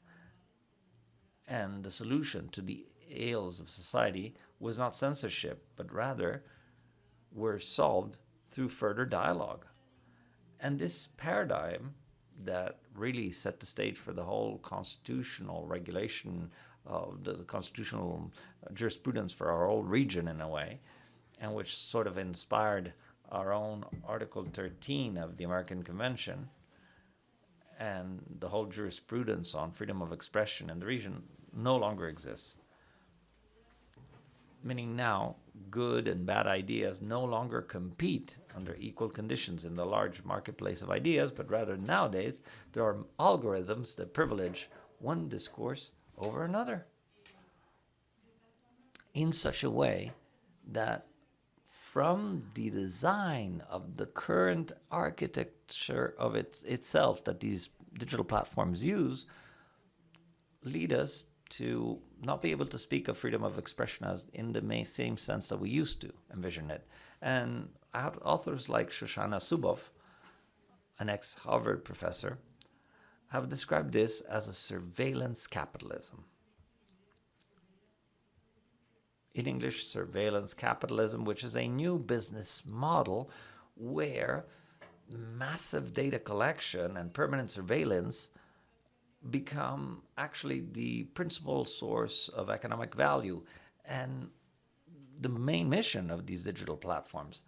Therefore, the digital platforms that currently dominate discourse are not seeking democratic values, but rather their own business values that entail the capture and sale of data on a mass scale on the market. And this is causing interference, and no other colleagues of this panel will refer to this, mainly in political processes in order to manipulate perceptions and also to alter electoral behavior.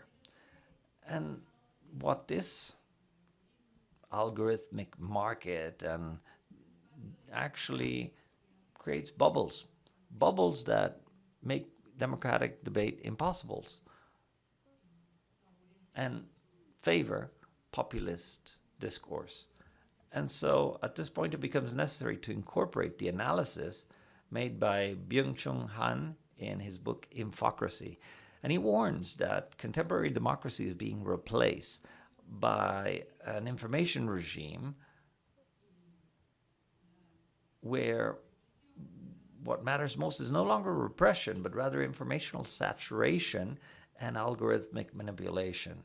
And he emphasizes, and I quote, "Without truth, freedom and democracy become impossible, because without truth, there can be no good decisions." And so in this environment, we know that it's impossible to distinguish truth from lies, because this algorithmic manipulation allows discourses to be sold as truth, creating great confusion amongst the population. And just as the moderator was mentioning, the youth is particularly led astray and is easily manipulated through these manipulation techniques, which is why it's difficult for them to believe in democracy if every single day they're exposed to fake news with regards to what judges do, with regards to what politicians do. This very same week, in fact, I think it was yesterday, I saw an article in the newspaper El País, which said 1/4 of young men and women see it preferable to have an authoritative regime. And we could say this in every single one of our countries because it's the exact same phenomenon everywhere. And therefore, it's absolutely related to this issue of algorithmic manipulation and this digital oligarchy, which is what is dominating, in particular, our region, which has been incapable of putting limits on these digital platforms. Europe has done it through the Digital Service Act and the Digital Markets Act and other important rulings, and also inputs from the Venice Commission on this subject. So we shifted from a free marketplace of ideas to a sphere that is no longer public, no longer lineal, with an algorithmic architecture that favors manipulation and fragmentation, and which favors private economic interests that are not at all transparent and do not serve the public good. Another one of the undeniable impacts, which everyone is aware of, is the warning made by Edward Snowden in his warning with regards to mass surveillance and structural self-censorship. I'd say that for more than a decade, when he became the famous whistleblower, he would say that intelligence agencies have the ability, through a single person, to manipulate millions of individuals or surveil millions of individuals with very low cost. And they can do it very easily. And since this is already well known, and this ability to surveil, spy on people, and censor certain types of political discourse, that mass surveillance transforms into a form of structural indirect censorship, which also has an impact on the freedom of expression from within. Another one of the impacts is the disruption of AI, generative artificial intelligence, which adds a new layer of risk to this landscape that we're already facing. As you know, nowadays, it's completely possible to produce text, audio, videos, images that are fake, but that are so realistic that it makes it very hard to distinguish fact from fiction. And this, in turn, also generates terrible democratic disruption in terms of public trust and adds to this issue of being able to distinguish truth from falsehood. Another impact, which is not often discussed in our countries, are the internet shutdowns for censorship purposes. This is pretty common in many parts of the world, where you can basically turn off the internet for a brief or longer time frame during electoral processes in order to have an impact on all of the system of fundamental freedoms and rights and over the course of the country. For example, India is the leading country in internet shutdowns, and oftentimes this ability to turn off the switch of the internet and impact the flow of communication and to use this as a mechanism for censorship is actually an authority that is in the executive branch's hands and that does not go through democratic checks and balances. And so in our countries, of our region, I'm certain that most of you are not sure of who has the authority to shut down unilaterally these guarantees by turning off the internet, because these regulations are not well known in our region and often are in the hands of the executive power or the hands of the President of the Republic specifically. So we live in a system with a high level of democratic risk. And if we combine all of these elements, algorithmic manipulation, mass scale espionage, and all of these topics that I have discussed, the ability to cause internet shutdowns, all of these impacts on freedom of expression, manipulation, silencing, the erosion of trust, all of these issues together have a compound negative effect on democracy. And I'll just steal a few minutes from this panel because I don't want to leave the impression here that we can't do anything about this and that everything about technology is terrible. There are some clear examples that technology can also be used in favor of democracy. And I'd like to quote the case of Brazil, which has e-democracy programs and labs that are focused on broadening citizen participation on the legislative process. They've had it for many years, where citizens can share their opinion and can participate in legislative processes and feel like they have that public participation, such as open civic hackathons. Again, we can also quote the case of Taiwan. They had the first digital prime minister, and they created public spaces for deliberation where there's no algorithmic manipulation and where citizens can openly participate to generate agreements, propose ideas, and under certain assumptions, these ideas have to be taken into account in a compulsory fashion by governments. And just to mention a concrete example, when Audrey Tan, who was the first prime minister, digital prime minister of technology worldwide, took on his role, public trust was at 7%. And over the course of 6 years, public trust rose to 60%. So we could use technology for the benefit of democracy. But the environment that we are currently in particular in our region, is not the best. And here are these few positive cases are not a great parameter because there is a large part of the population who's still excluded from the digital realm, and we cannot just simply highlight these examples and call it a day. When we look at the regional framework, Article 13 of the American Convention, which was drafted in order to regulate the relationship between state and individual, is no longer sufficient to tackle this topic, nor the standards we currently have. What is still possible in our inter-American system is to look at jurisprudence on human rights and the businesses and human rights and the ability to regulate these activities, to ask for due diligence and to ask for oversight, prevention, etc.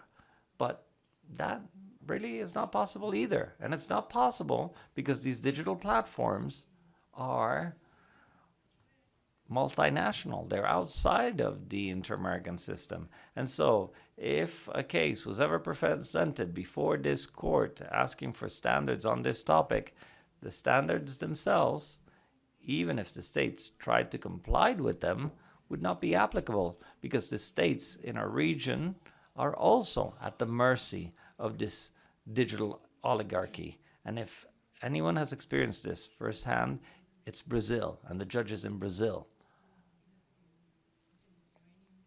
with regards to what has been happening. And then here, what I want to do is end by saying that right now, our region, unlike the European region, does not have clear rules of the game to defend freedom of expression.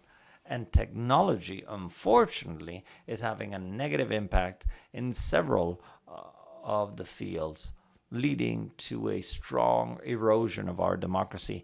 And the current inter-American framework does not have the strength right now to do like Europe did and like several other recommendations by the Venice Commission would allow tackling this topic. And it would require a regional agreement like the one done by Europe for judges to be able to work under these rules to help strengthen democracy in light of these challenges. Thank you very much.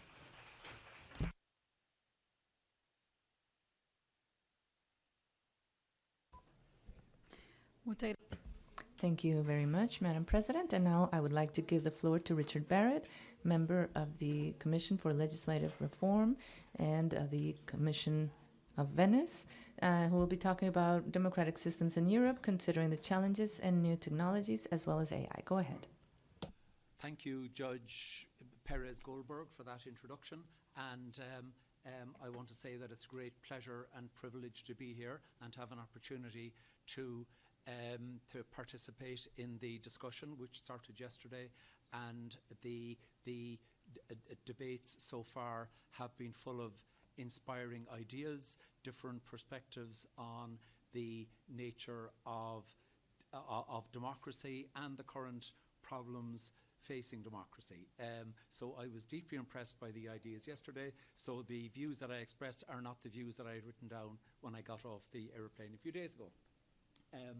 The concept of democracy that we try to maintain in our countries is a delicate plant. It depends on informed political participation, which itself is fragile.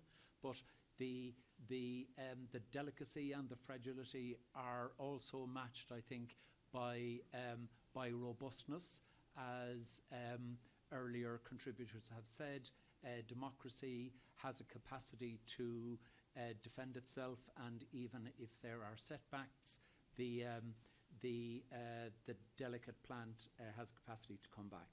So I think democracy is always under threat by those who try to avoid the rules and abuse the rules of the game, and the rules and expectations created by the new technologies are also an opportunity for abuse.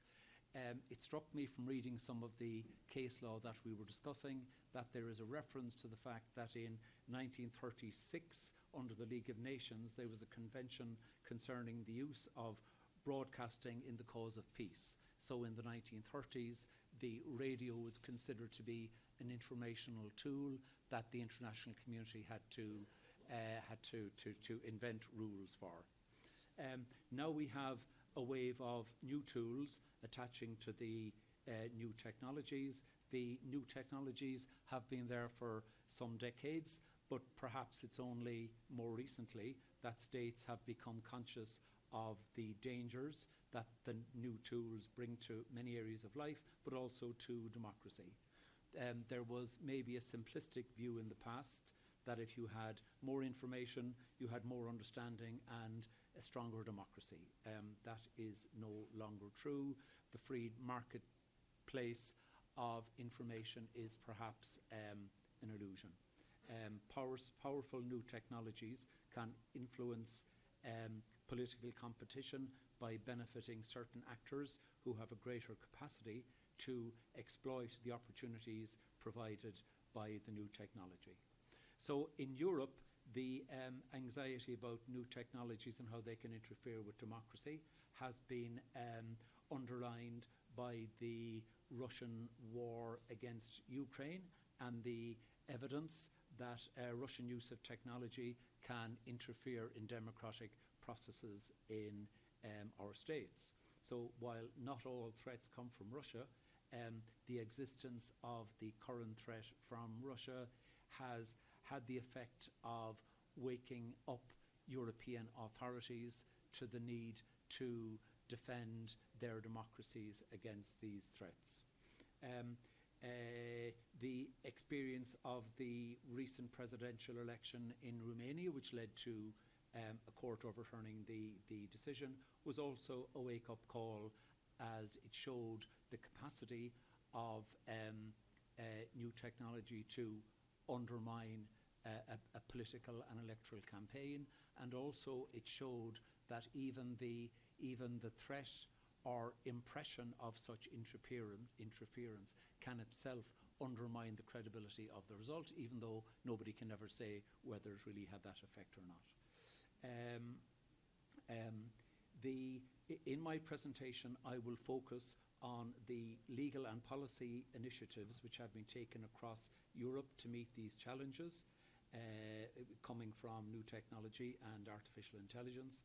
The amount of activity on this topic by policymakers and lawmakers shows the level of concern about this threat, and it also demonstrates the difficulties inherent in attempting to meet this threat, not least the delicate balance, so that such measures as might be introduced do not unduly interfere with the freedom of expression, privacy rights and political rights. So how is Europe responding? There's a lot of activity. There are shields and pacts and plans. A lot of these programs are fundamentally political, but they have legal aspects as well. Broadly speaking, the programs developed by European authorities in the last few years fall into three different strands.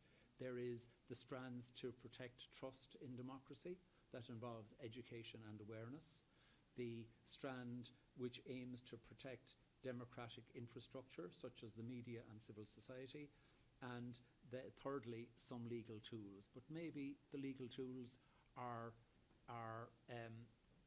they're necessary, but maybe they're less important actually, and there are difficulties in designing legal tools that will fit the task. In Europe, because the context is all about Russia, the concept which features in lots of the debate is FIMI, Foreign Information Manipulation and Interference, and that phrase features in a lot of the material. So at the European Union level, 27 states, the most recent development on the block is the European Democracy Shield, which was launched perhaps 2 weeks ago. And that Democracy Shield includes tools to counter foreign information manipulation and interference through tighter rules to put the onus on the big tech companies to tackle disinformation on their networks. Also within this shield, there are means to protect and support independent media, and there are means to support civil society. That shield will also establish, it hasn't been set up yet, a thing called the European Centre for Democratic Resilience, and that will bring together expert knowledge from different member states and facilitate information sharing to resist evolving threats, including foreign information manipulation and interference.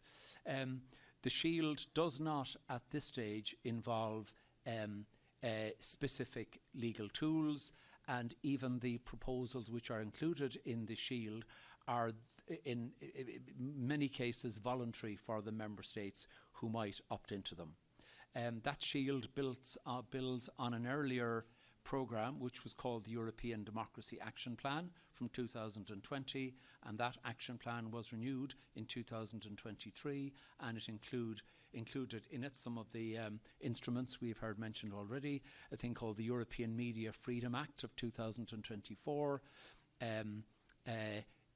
instruments to protect journalists, such as the anti-SLAPP strategic lawsuit, anti-SLAPP directive of 2024, and in addition there was the regulation on the transparency and targeting of political advertising. So these are tools that Europe has been developing.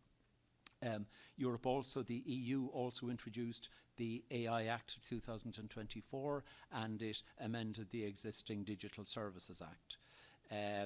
Part of the dilemma in trying to balance these elements is how to remember the original view that the tech industry had some protection against liability, and how that existing protection can be balanced with the need to monitor and remove illegal content.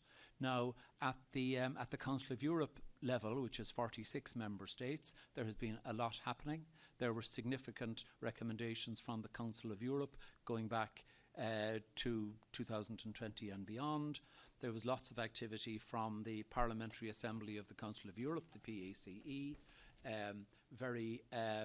very strongly worded and assertive resolutions, such as a resolution from 2019 on media freedom as a condition for democratic elections. In 2020, there was a resolution called Democracy Hacked, How to Respond, and more recently, in 2025, a resolution on foreign interference, a threat to democratic security in Europe.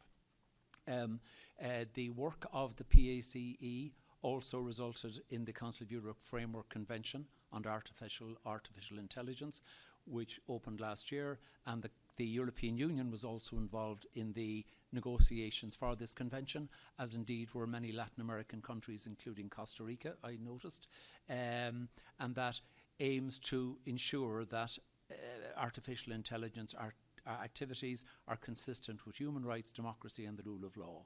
It has been signed by many states but not ratified yet, so it's not in force. There is an oversight mechanism, which is a conference of the parties, so it is a fairly traditional convention mechanism. Another instrument from the Council of Europe is the new Democratic Pact for Europe, which is again a high-level political goal seeking to identify methods for confronting online disinformation. And of course, there was within the Council of Europe family as well, we saw case law from the European Court of Human Rights in Strasbourg. The most recent interesting case being that Bradshaw case, which was mentioned by one of my colleagues yesterday. At the same time, we have the work of the Venice Commission again within the Council of Europe umbrella. And this goes back, of course, to the Code of Good Conduct on Electoral Matters from 2002, which has more recently been updated by an interpretive declaration on the use of digital technologies, and I think that will be expanded on by my colleague Oscar following me today. There were earlier reports from 2018 and 19 on digital technology, information disorder, and a fundamental rights use of digital technology in electoral processes. From the Venice Commission analysis of these developments, I think I have identified four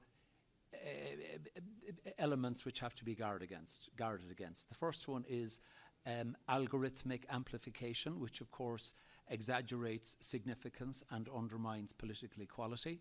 Secondly, there is micro-targeting, which distorts political and electoral campaigns. Thirdly, there is information overload, which undermines meaningful exercise of political rights. And fourthly, delegitimization of electoral institutions through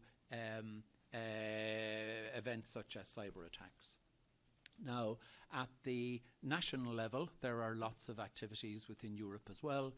Many countries see a threat such as this as an opportunity to set up new agencies. So there have been agencies set up in some bodies, including France, which has a body called Viginum set up to combat foreign interference and information manipulation. Sweden set up a body in 2022 called the Psychological Defence Agency. Poland set up a Council for Resilience, and Ireland, my own country, in its Electoral Reform Act, gave new tools to the Electoral Commission, including political advertising and the manipulation of inauthentic behaviour. Those new provisions are not in fact in place because of a discussion with the European Commission as to whether they're consistent with the European treaties. In the UK, there were significant developments. There was a National Security Act from 2023 which brought in some new offences, and the Online Safety Act from 2023, which set up various statutory bodies within ministries who are focused on these problems. But of course, as we discussed yesterday, there is an overlap between the idea of protecting democracy and, in some states, the idea of protecting sovereignty. So some states have set up bodies to protect sovereignty, which is seen to include the threats that we identified, but those developments can themselves be subject to manipulation. So, for instance, in Hungary, there was a new office set up called the Office for Defence of Sovereignty, which has tools, which has one of its tasks is tackling foreign interference.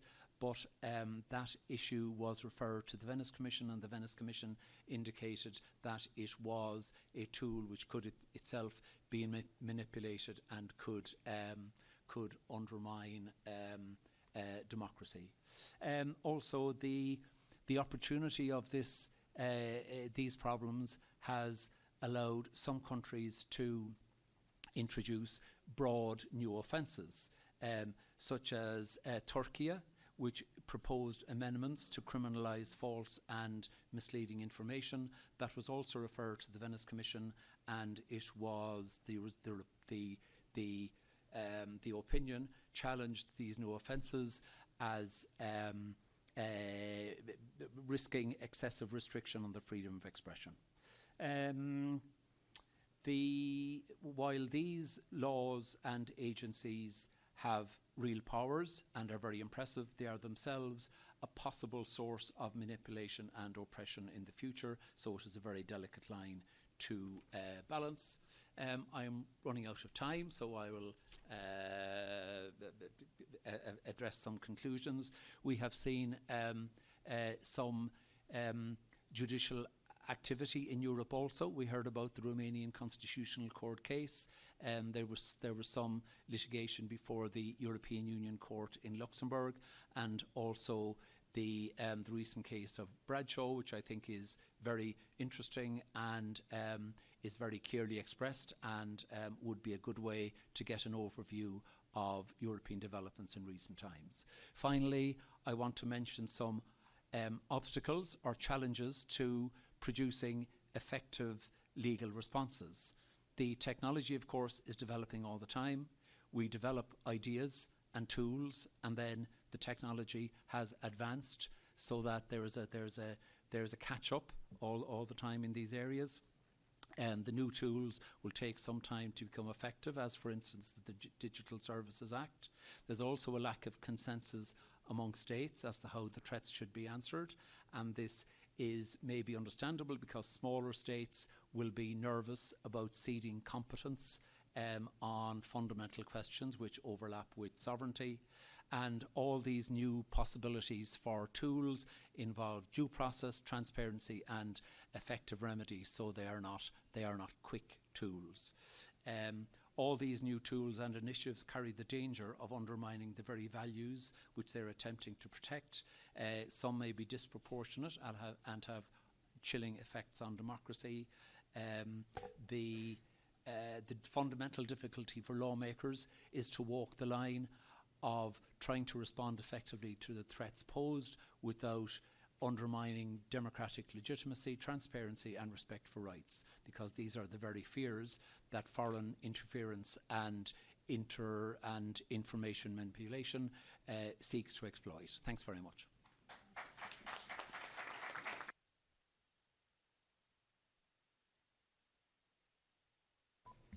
Muchas gracias, Professor Barrett, por su intervención.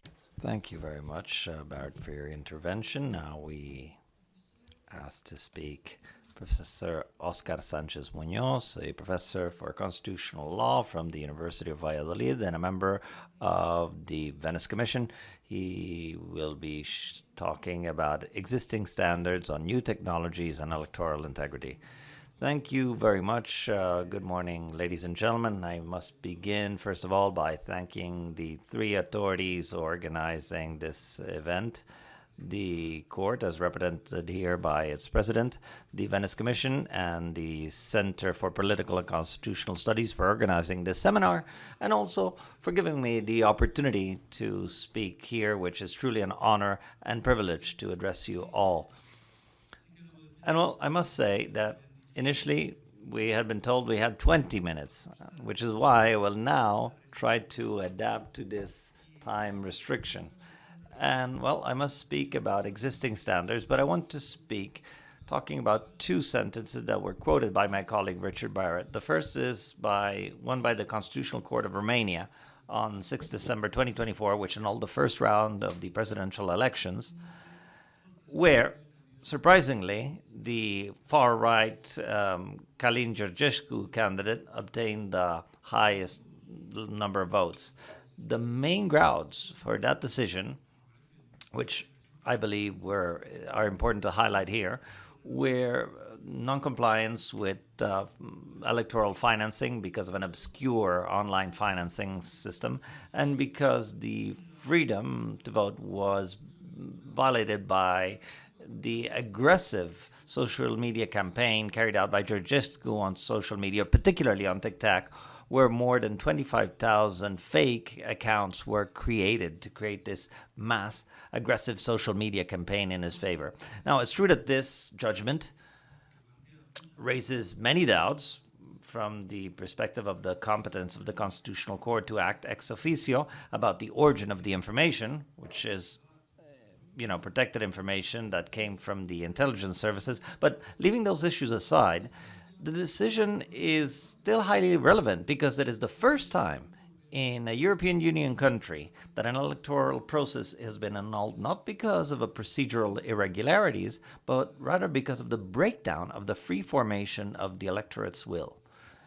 Now, the Romanian Constitutional Court relied on standards issued by the Venice Commission, quoting specifically the interpretative declaration, which was also mentioned by my colleague Richard Barrett, the interpretative declaration on the Code of Good Practice in Electoral Matters regarding digital technologies and artificial intelligence, and it also relied by referring to specifically the EU regulation on transparency and targeting of political advertising, which, in addition, was not yet fully in force at the time. Now, the Constitutional Court understood that as a consequence of the non-transparent use of digital technologies and artificial intelligence, and also due to the illicit financing through undeclared online sources, there had been a violation of fundamental principles of electoral law, such as freedom of vote and the equality of opportunity among electoral competitors. However, I'd like to highlight here that the Romanian Constitutional Court could have justified its judgment uniquely and solely on those main principles. They decided to turn to international standards. And another one that I would like to mention is the case of Bradshaw, which was mentioned yesterday from my colleague by the Commission and which was just referred to by Richard Barrett, which also refers to a long list of references, international documents, international standards, including the convention from back in 1936, which I was completely surprised to find a referral to it in that judgment. And therefore, we face two important resolutions, one from a national court, another from an international court, where what I think is clearly highlighted is the need that we have in this field for international standards. A need that currently is still has not been satisfied. We are developing these international standards. They have not been developed yet. And that is what I will try to discuss in my intervention and the time that I have left.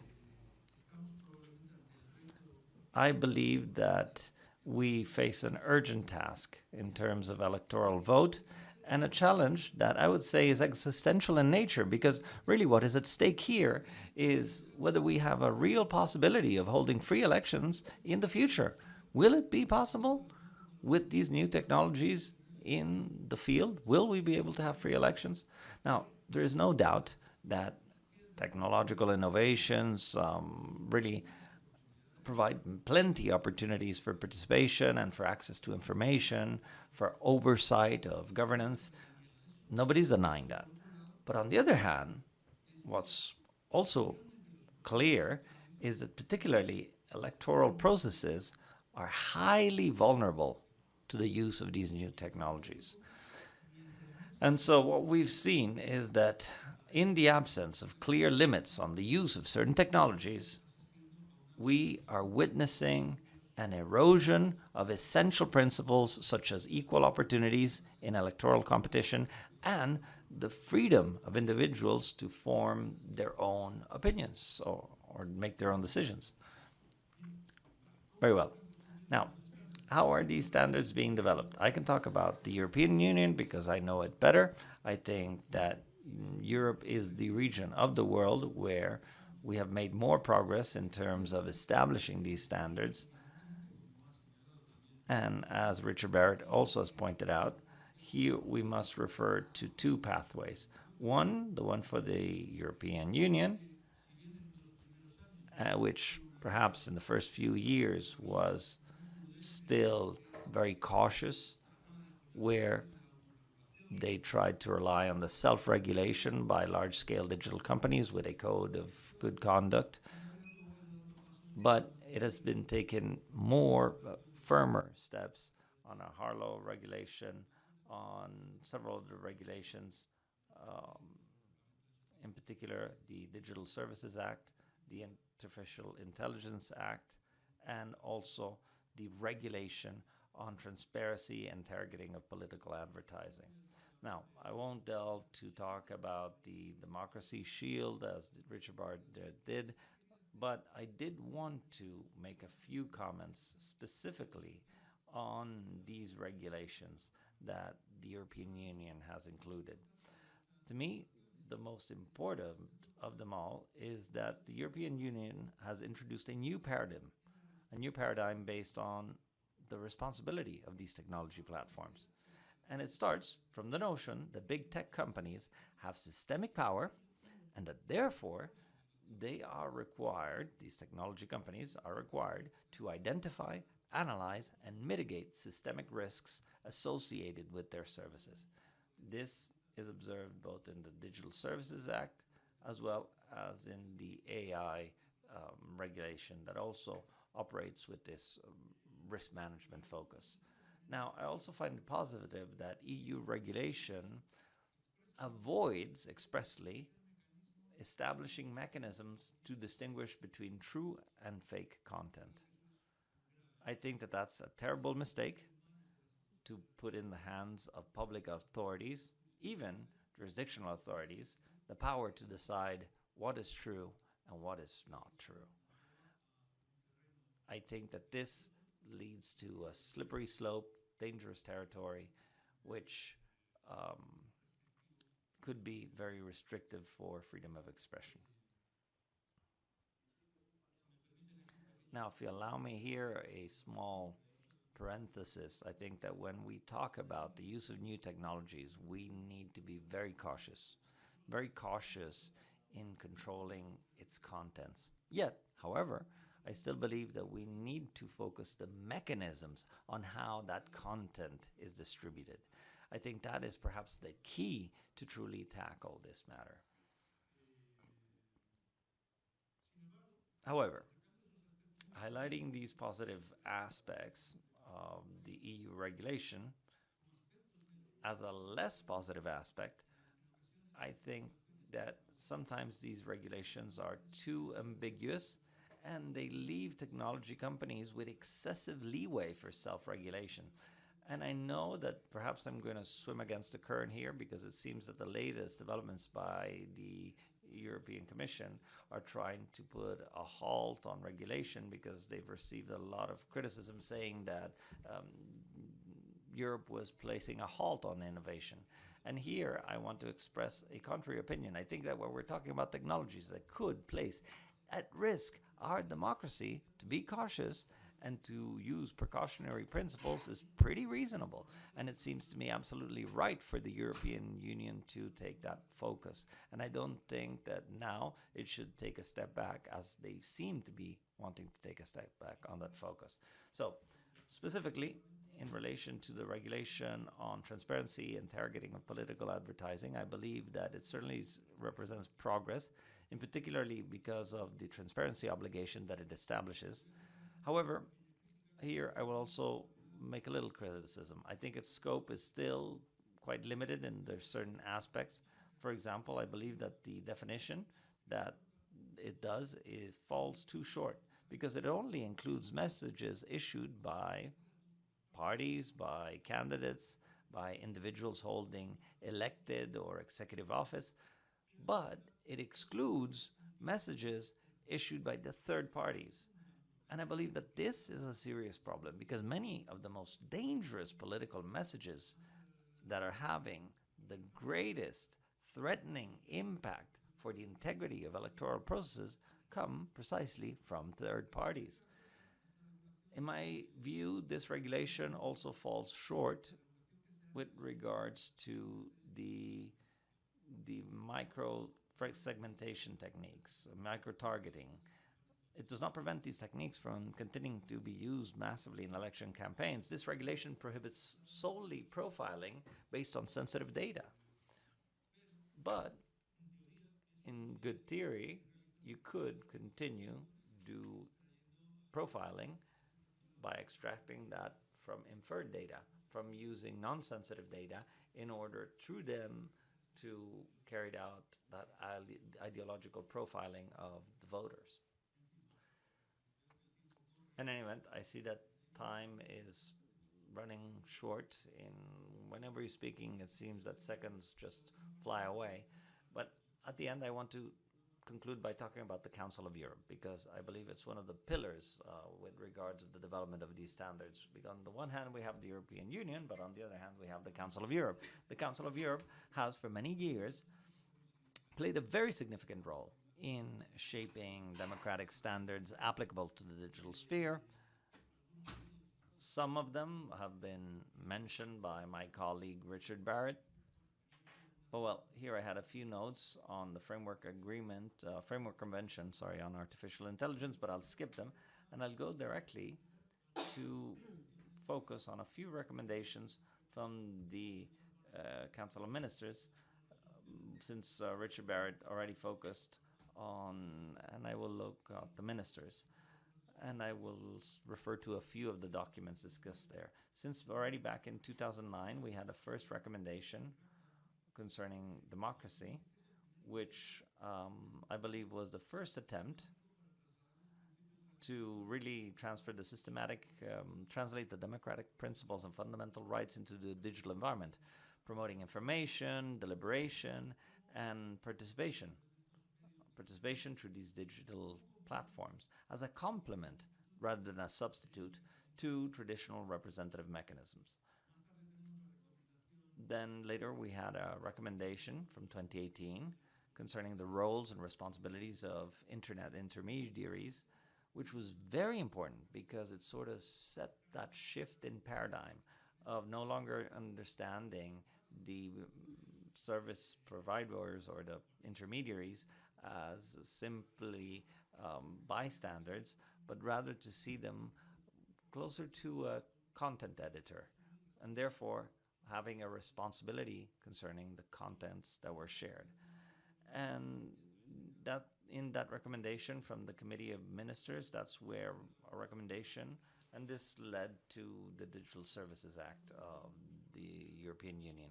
Another important document from the Committee of Ministers is from 2020, and it's on the human rights impact of algorithmic systems, which also includes impact assessments, traceability, and oversight across the entire life cycle of these systems.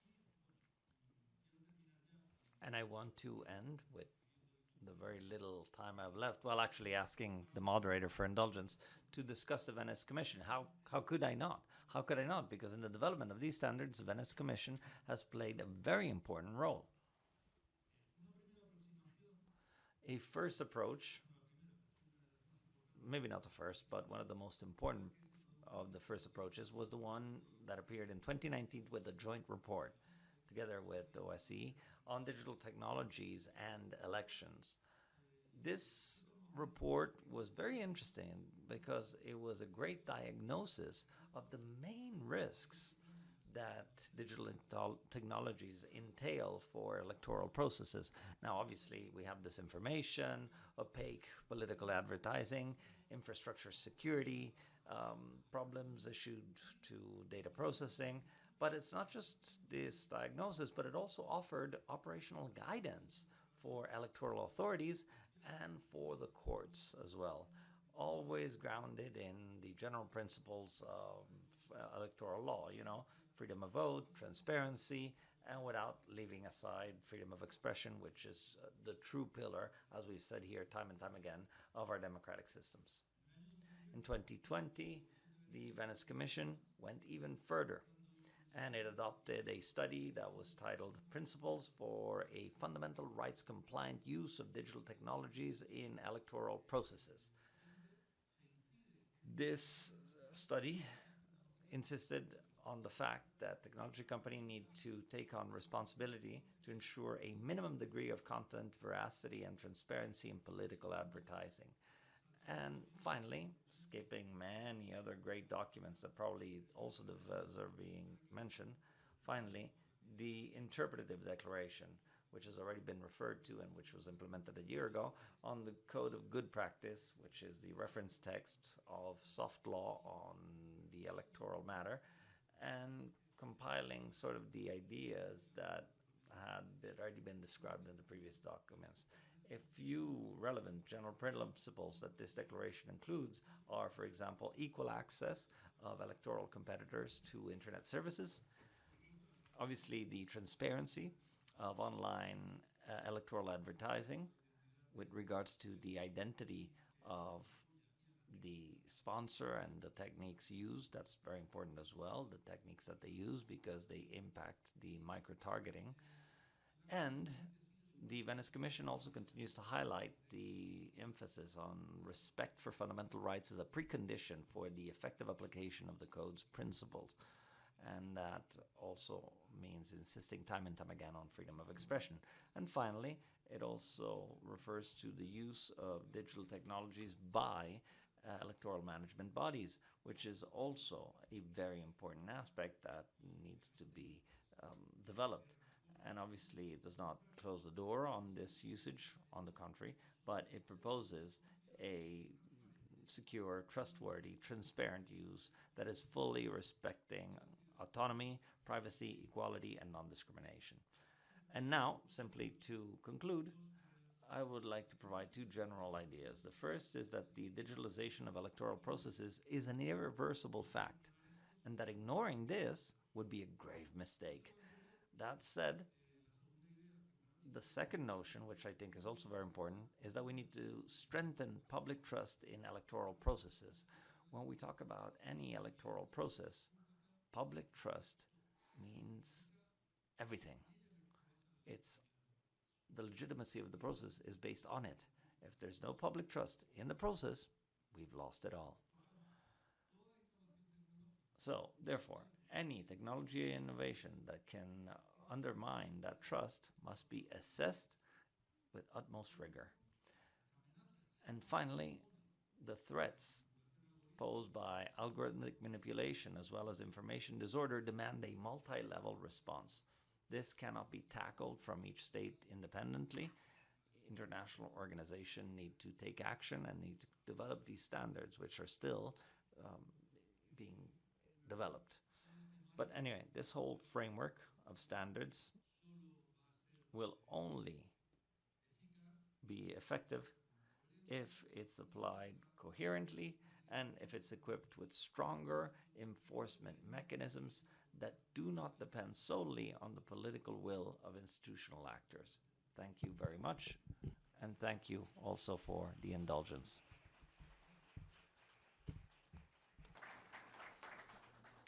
Muchísimas gracias, profesor, por su. Thank you very much, Professor, for your presentation. And now I give the floor to Judge Jorge Enrique Ibáñez, President of the Constitutional Court of Colombia, who also honors us with his presence. We do have some time constraints, so dear Minister, hopefully you can be very careful with your time use, because we then have conclusions and the wrap-up. You have the floor. Thank you. Thank you very much to all of you, and as I also should, thank you to the different organizers of the event, to Dr. President Nancy Hernandez Lopez, the Registrar of the Inter-American Court, Dr. Pablo Saavedra Alessandri, the president and vice president of the Venice Commission, and of course, the Centro de Estudios Políticos y Constitucionales from Madrid and their director and deputy director who's here with us today. To each of the experts, judges, panelists, and ministers from the different constitutional courts, and of course the members of the Inter-American Court of Human Rights, which we fully respect in our region and very much in Colombia. Dr. Fachin, who always works close to us. We work a lot with Brazil, and we've been developing that with our Constitutional Court, the same as with Ecuador, Dominican Republic, Chile, Peru, and each of the countries of the region.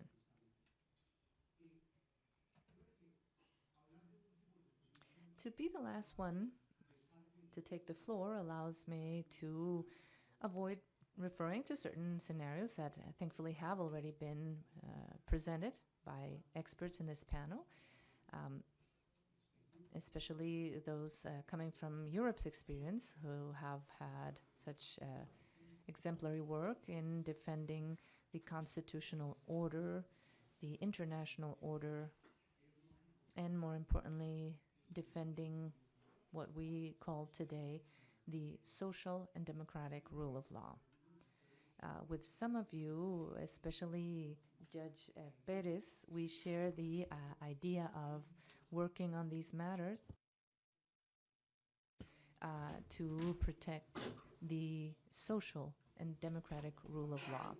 Therefore, if we could not distinguish between democracy, rule of law, and human rights, because they are all integrated into this concept of the social and democratic rule of law, as we heard with the important example of the Spanish Constitution and the legislation starting in 1949. They all served as a guide for the constitutional model of Colombia in 1991 to include a clause referring to the social and democratic rule of law so that our constitution can talk about the protection of rights and of the constitution, the environmental, social, and democratic constitution.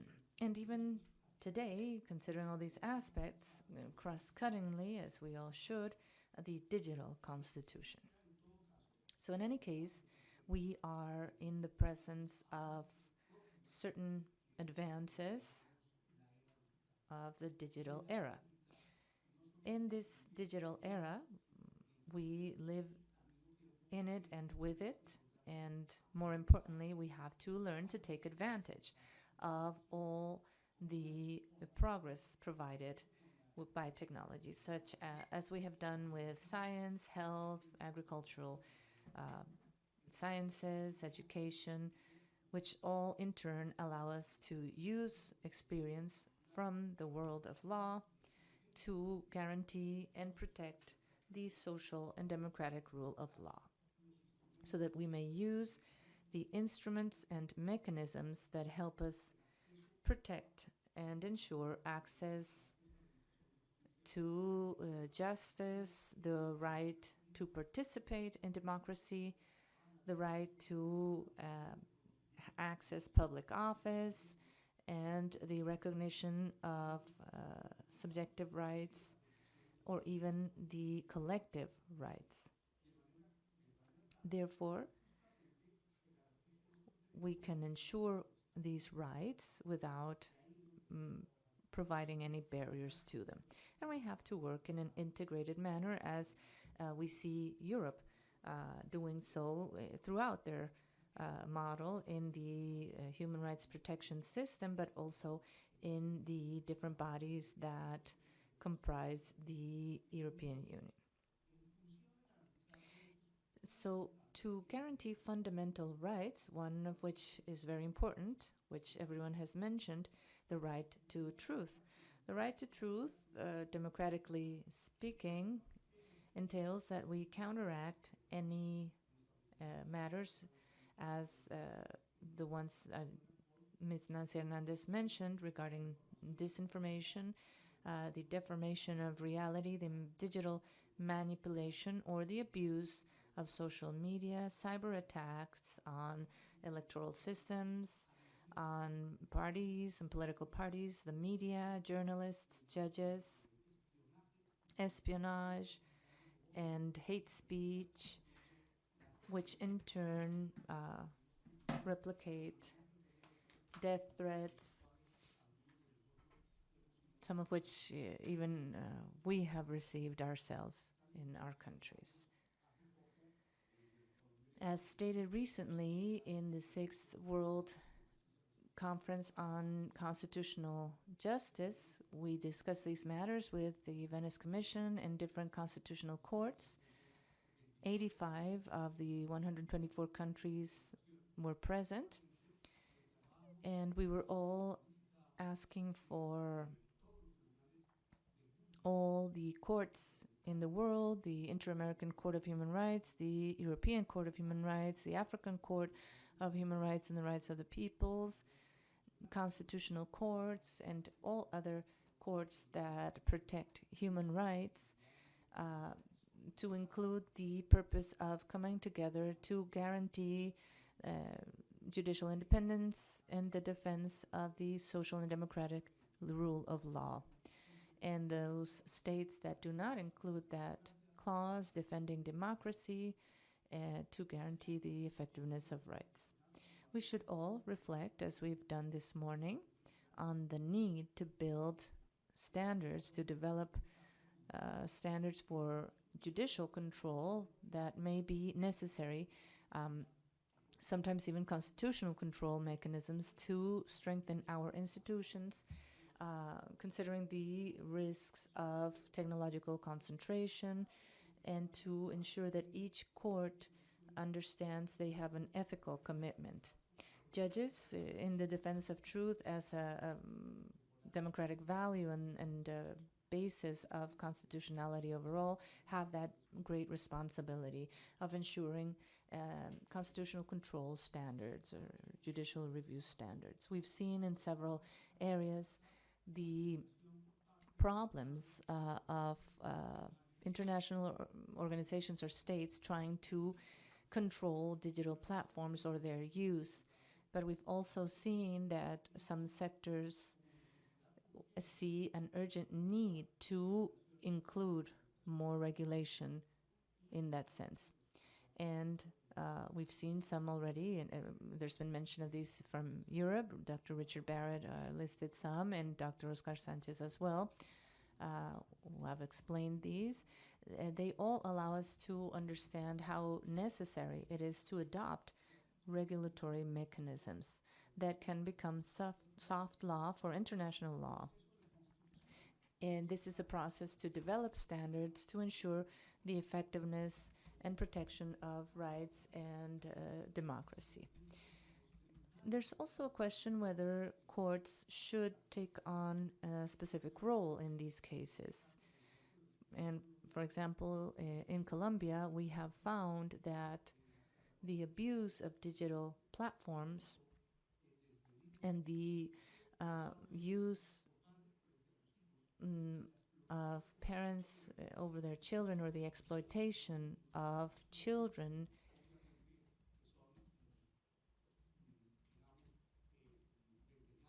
for matters that are not considered by law to avoid affecting children's rights and the best interests of the child, means that judges have to intervene, as we have done so in different conditions since 2012, which was one of the first judgments issued by the Inter-American Court and Judge Humberto Sierra in courts in Colombia to protect the fundamental rights of children and adolescents when they are under conditions of defenseless, considering the use of digital instruments.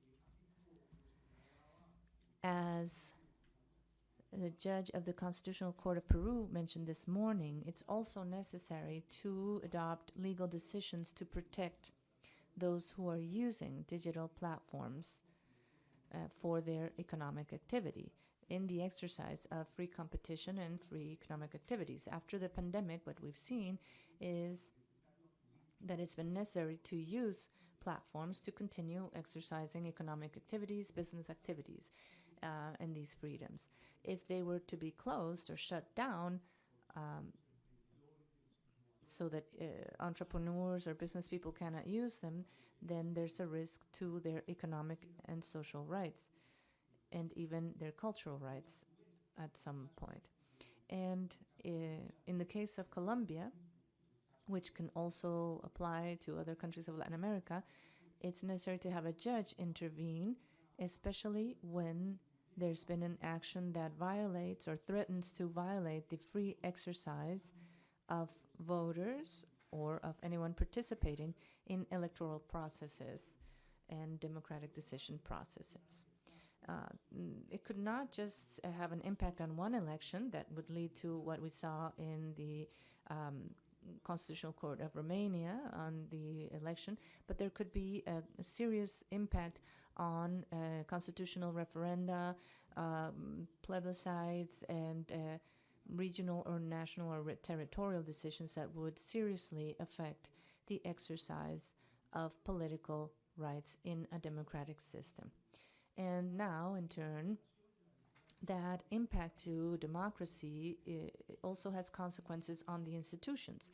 When the institutions are hit or impacted, if there's undue pressure on judges to make certain decisions or to refrain from issuing an opinion, then it affects democracy. With no judges, we have no democracy. We have no social and democratic rule of law without judges, and judges have to guarantee not just the constitutional order, but also the effectiveness of rights. And that's why the first role of society is to guarantee that judges are protected, so they may in turn guarantee the constitutional order and respect of the rights and guarantees of citizens, and as such the respect of the democratic order. And those who may not have the social and democratic rule of law clause, generally speaking, democracy. The phenomena we've heard mentioned today, I won't repeat them because although that was my initial purpose, you have done so even with greater detail, demands that we adopt standards to avoid the use of misinformation, the development of elements that can cause an impact on individuals' identities, the undue and improper use of instruments to change the perception of reality, mean that judges have to intervene, as we have done so, not just to protect the fundamental rights of people that may be defenseless, such as children or teenagers, but of workers and other people that might need special protection, such as women, because of the undue use of digital platforms, but even more so to protect democracy, which is a fundamental value for societies into the future. To ensure I keep to the time, I can conclude that the digital era is a time where we have to guarantee and sustain the democratic and social rule of law. This is an obligation and a responsibility for all public institutions, but very particularly judges, both international judges of international courts, to protect human rights, but also in the legal courts and especially constitutional courts. It is only by guaranteeing the constitutional order and guaranteeing the effectiveness of rights can we guarantee the existence of a rule of law and the existence of democracy. And generally speaking, the respect to the clause of the social and democratic rule of law. That should be our focus for the digital era. And that's time for me. Thank you.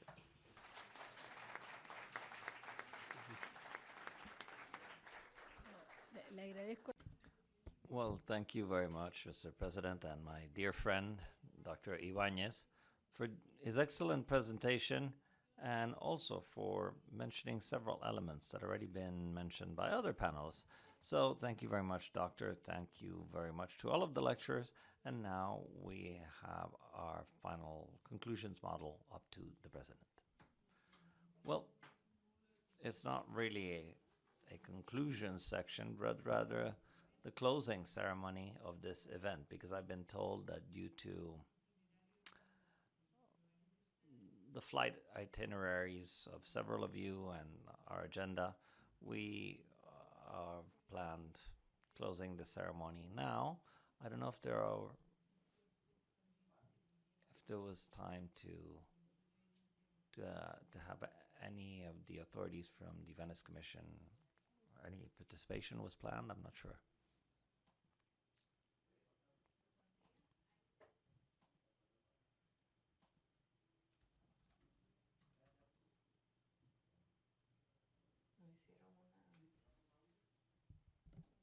Sí.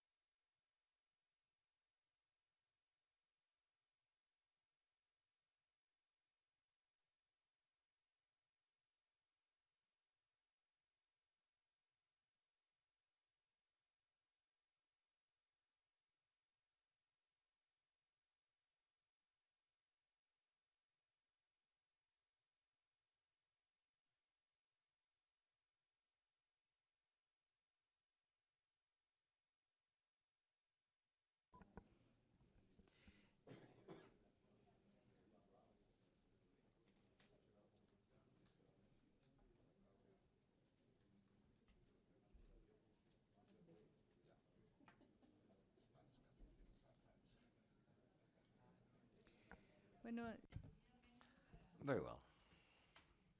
Up next, to close the activity, this important forum, I would like to grant the floor to Rafael Bustos, a member of the Venice Commission. He will share a few conclusions with us. Thank you very much, Mr. President.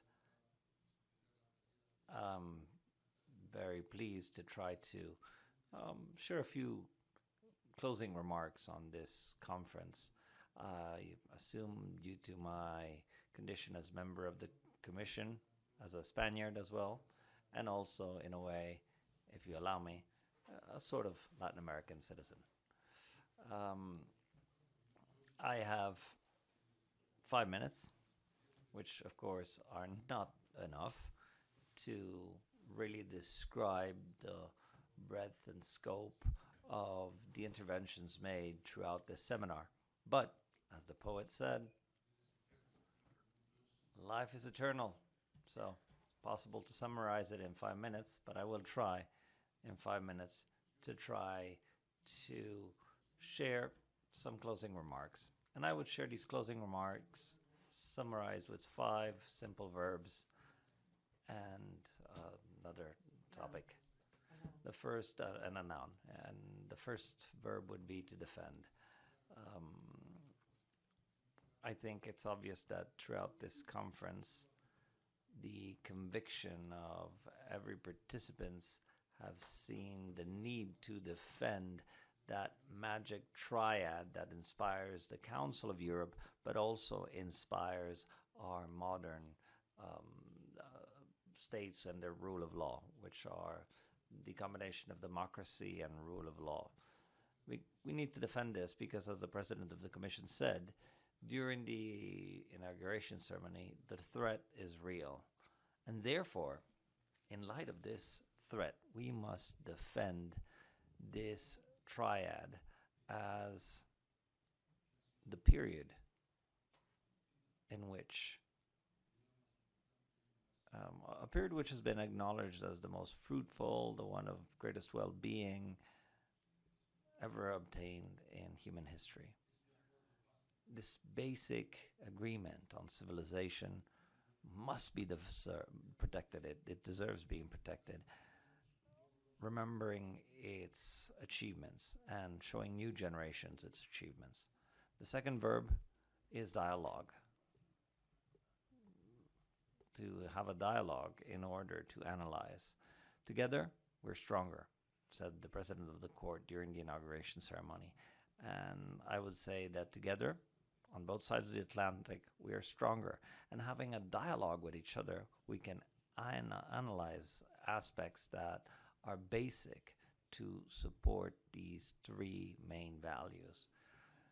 First, by analyzing the challenges, what the challenges consist of, the challenges to the rule of law, but also to analyze the pitfalls or failures by that old rule of law, that old way of understanding democracy has led to those challenges to, in a way, arise. And I would say that they have been expressed throughout this conference.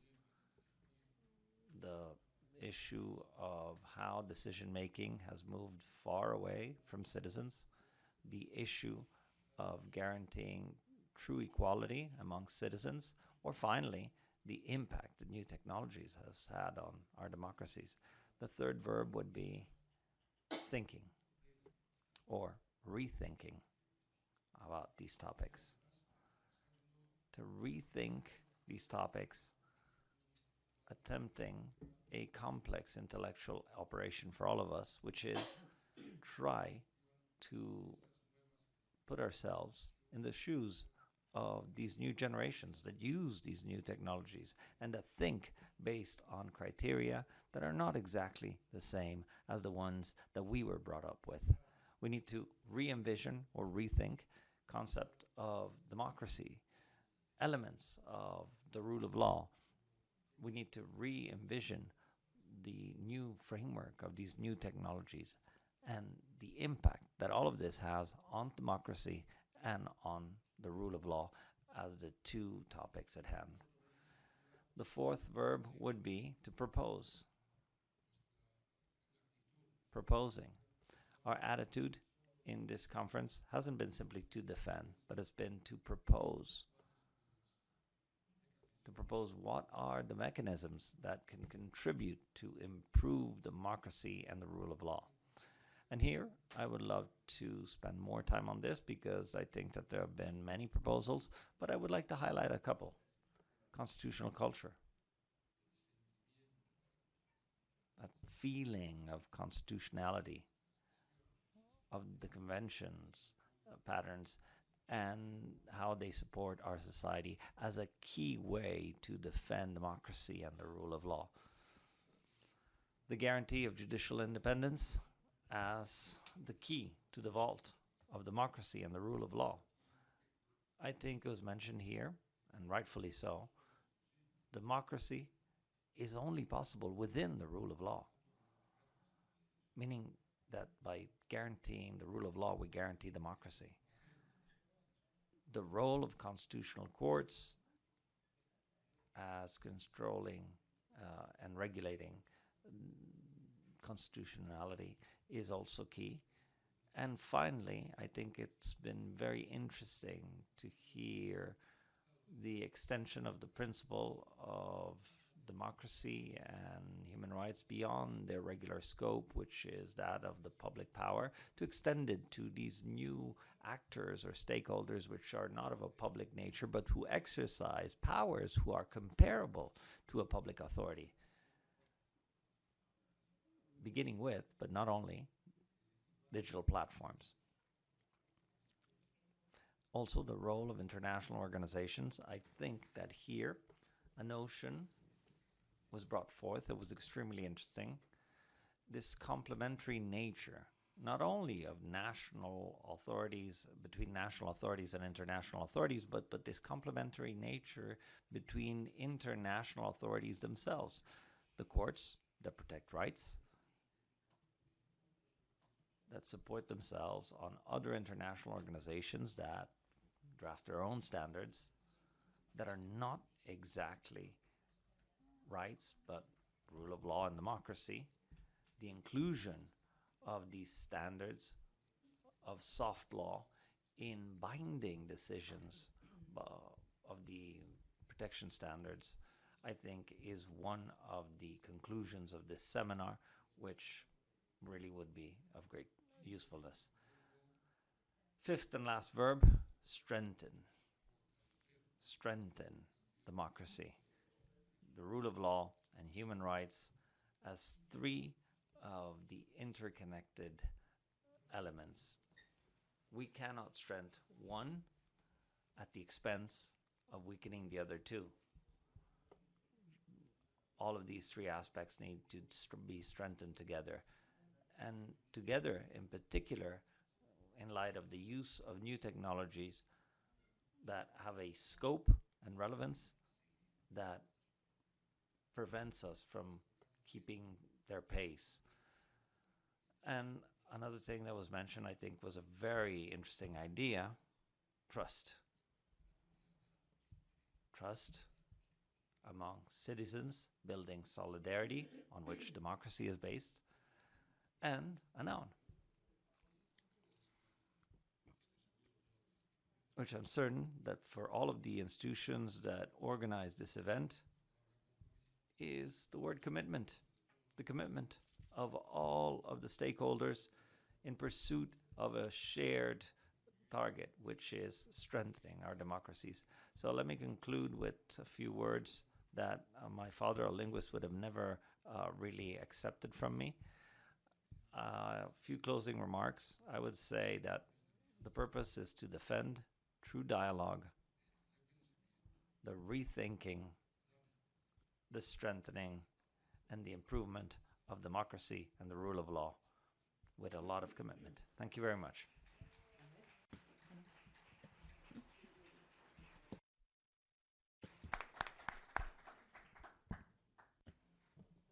Thank you very much, Dr. Bustos, for your inspiring conclusions. I now give the floor to Ms. María Teresa Salvador from the Centro de Estudios Políticos y Constitucionales. Thank you very much, Madam President. After the concluding words of Rafael Bustos, with those 5 verbs and 1 noun, besides thanking everyone for all your interventions, thank you to all the panelists that have surpassed any expectation we may have had when we were preparing the seminar. They've been also very inspirational.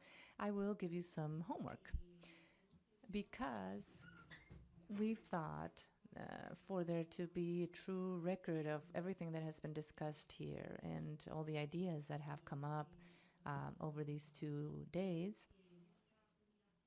a wonderful way to conclude would be with a publication on the topics that have been discussed over these 2 days. So, the proposal by the Registrar of the Court, Pablo Saavedra, and with the support of the Venice Commission, what I would like to ask all panelists is that they may complete their notes, thinking and rethink them and rethink them, and then submit them, because we will ask for your texts in writing.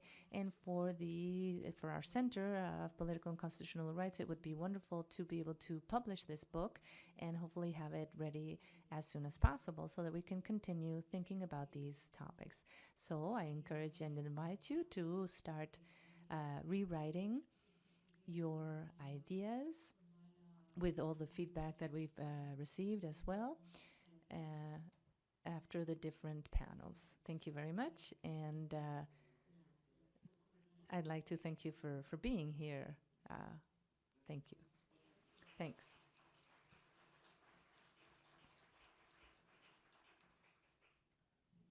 And now I'd like to give the floor to the President of the Venice Commission for your closing remarks. Thank you very much, Madam. First, to thank everybody, of course, as usual, the organizers, the panelists, the moderators, and, well, everybody, even participants, remote or in presence. And just to, can I add the interpreters? You know. So that was a very interesting and very inspiring moment. I won't add, well, anything about what Rafa told us, because if there was a word I could have used to make some sort of, well, not summarizing, not epitomizing what has been discussed, but anyhow, it's dialogue, you know. It's a commonplace nowadays to speak about dialogue, but the importance of it at the moment is that probably, well, there were not so many situations and so many times in our nearest past where we share all the same situation, the same dangers, the same threats for democracy, and that we're all talking about threats for democracy. I don't think that we were talking about that even in the 30s, or perhaps even after the 50s. There were political battles about what sort of democracy we want, but, you know, it was not so really difficult situation for the democracy, and if all talk about that and talk about what could happen. I'm probably, yes, democracy, I think we all share the will to make the world safer. And I'm only not talking about the word better, because I don't know what is a better word, but in a safer for our country, safer for the people. And probably what we have to do when we try to find solutions is to think not about next day, but not about next years, but probably the years our children will meet when they will get in our, well, with our age, and I'm an old lady. So it's really difficult. We're talking about future generations, but we're talking about environment, we're talking about ecology, we think like that. But what about the legal world and the political world where we live? And I don't have any answer to that, just to share that threat and try, well, to think that what's important for them. That is very difficult at the moment, because they won't say necessarily things that would be understandable for us. But anyhow, to try, well, from us all, the better of what we can give them, just in putting thoughts on the table. Thank you very much.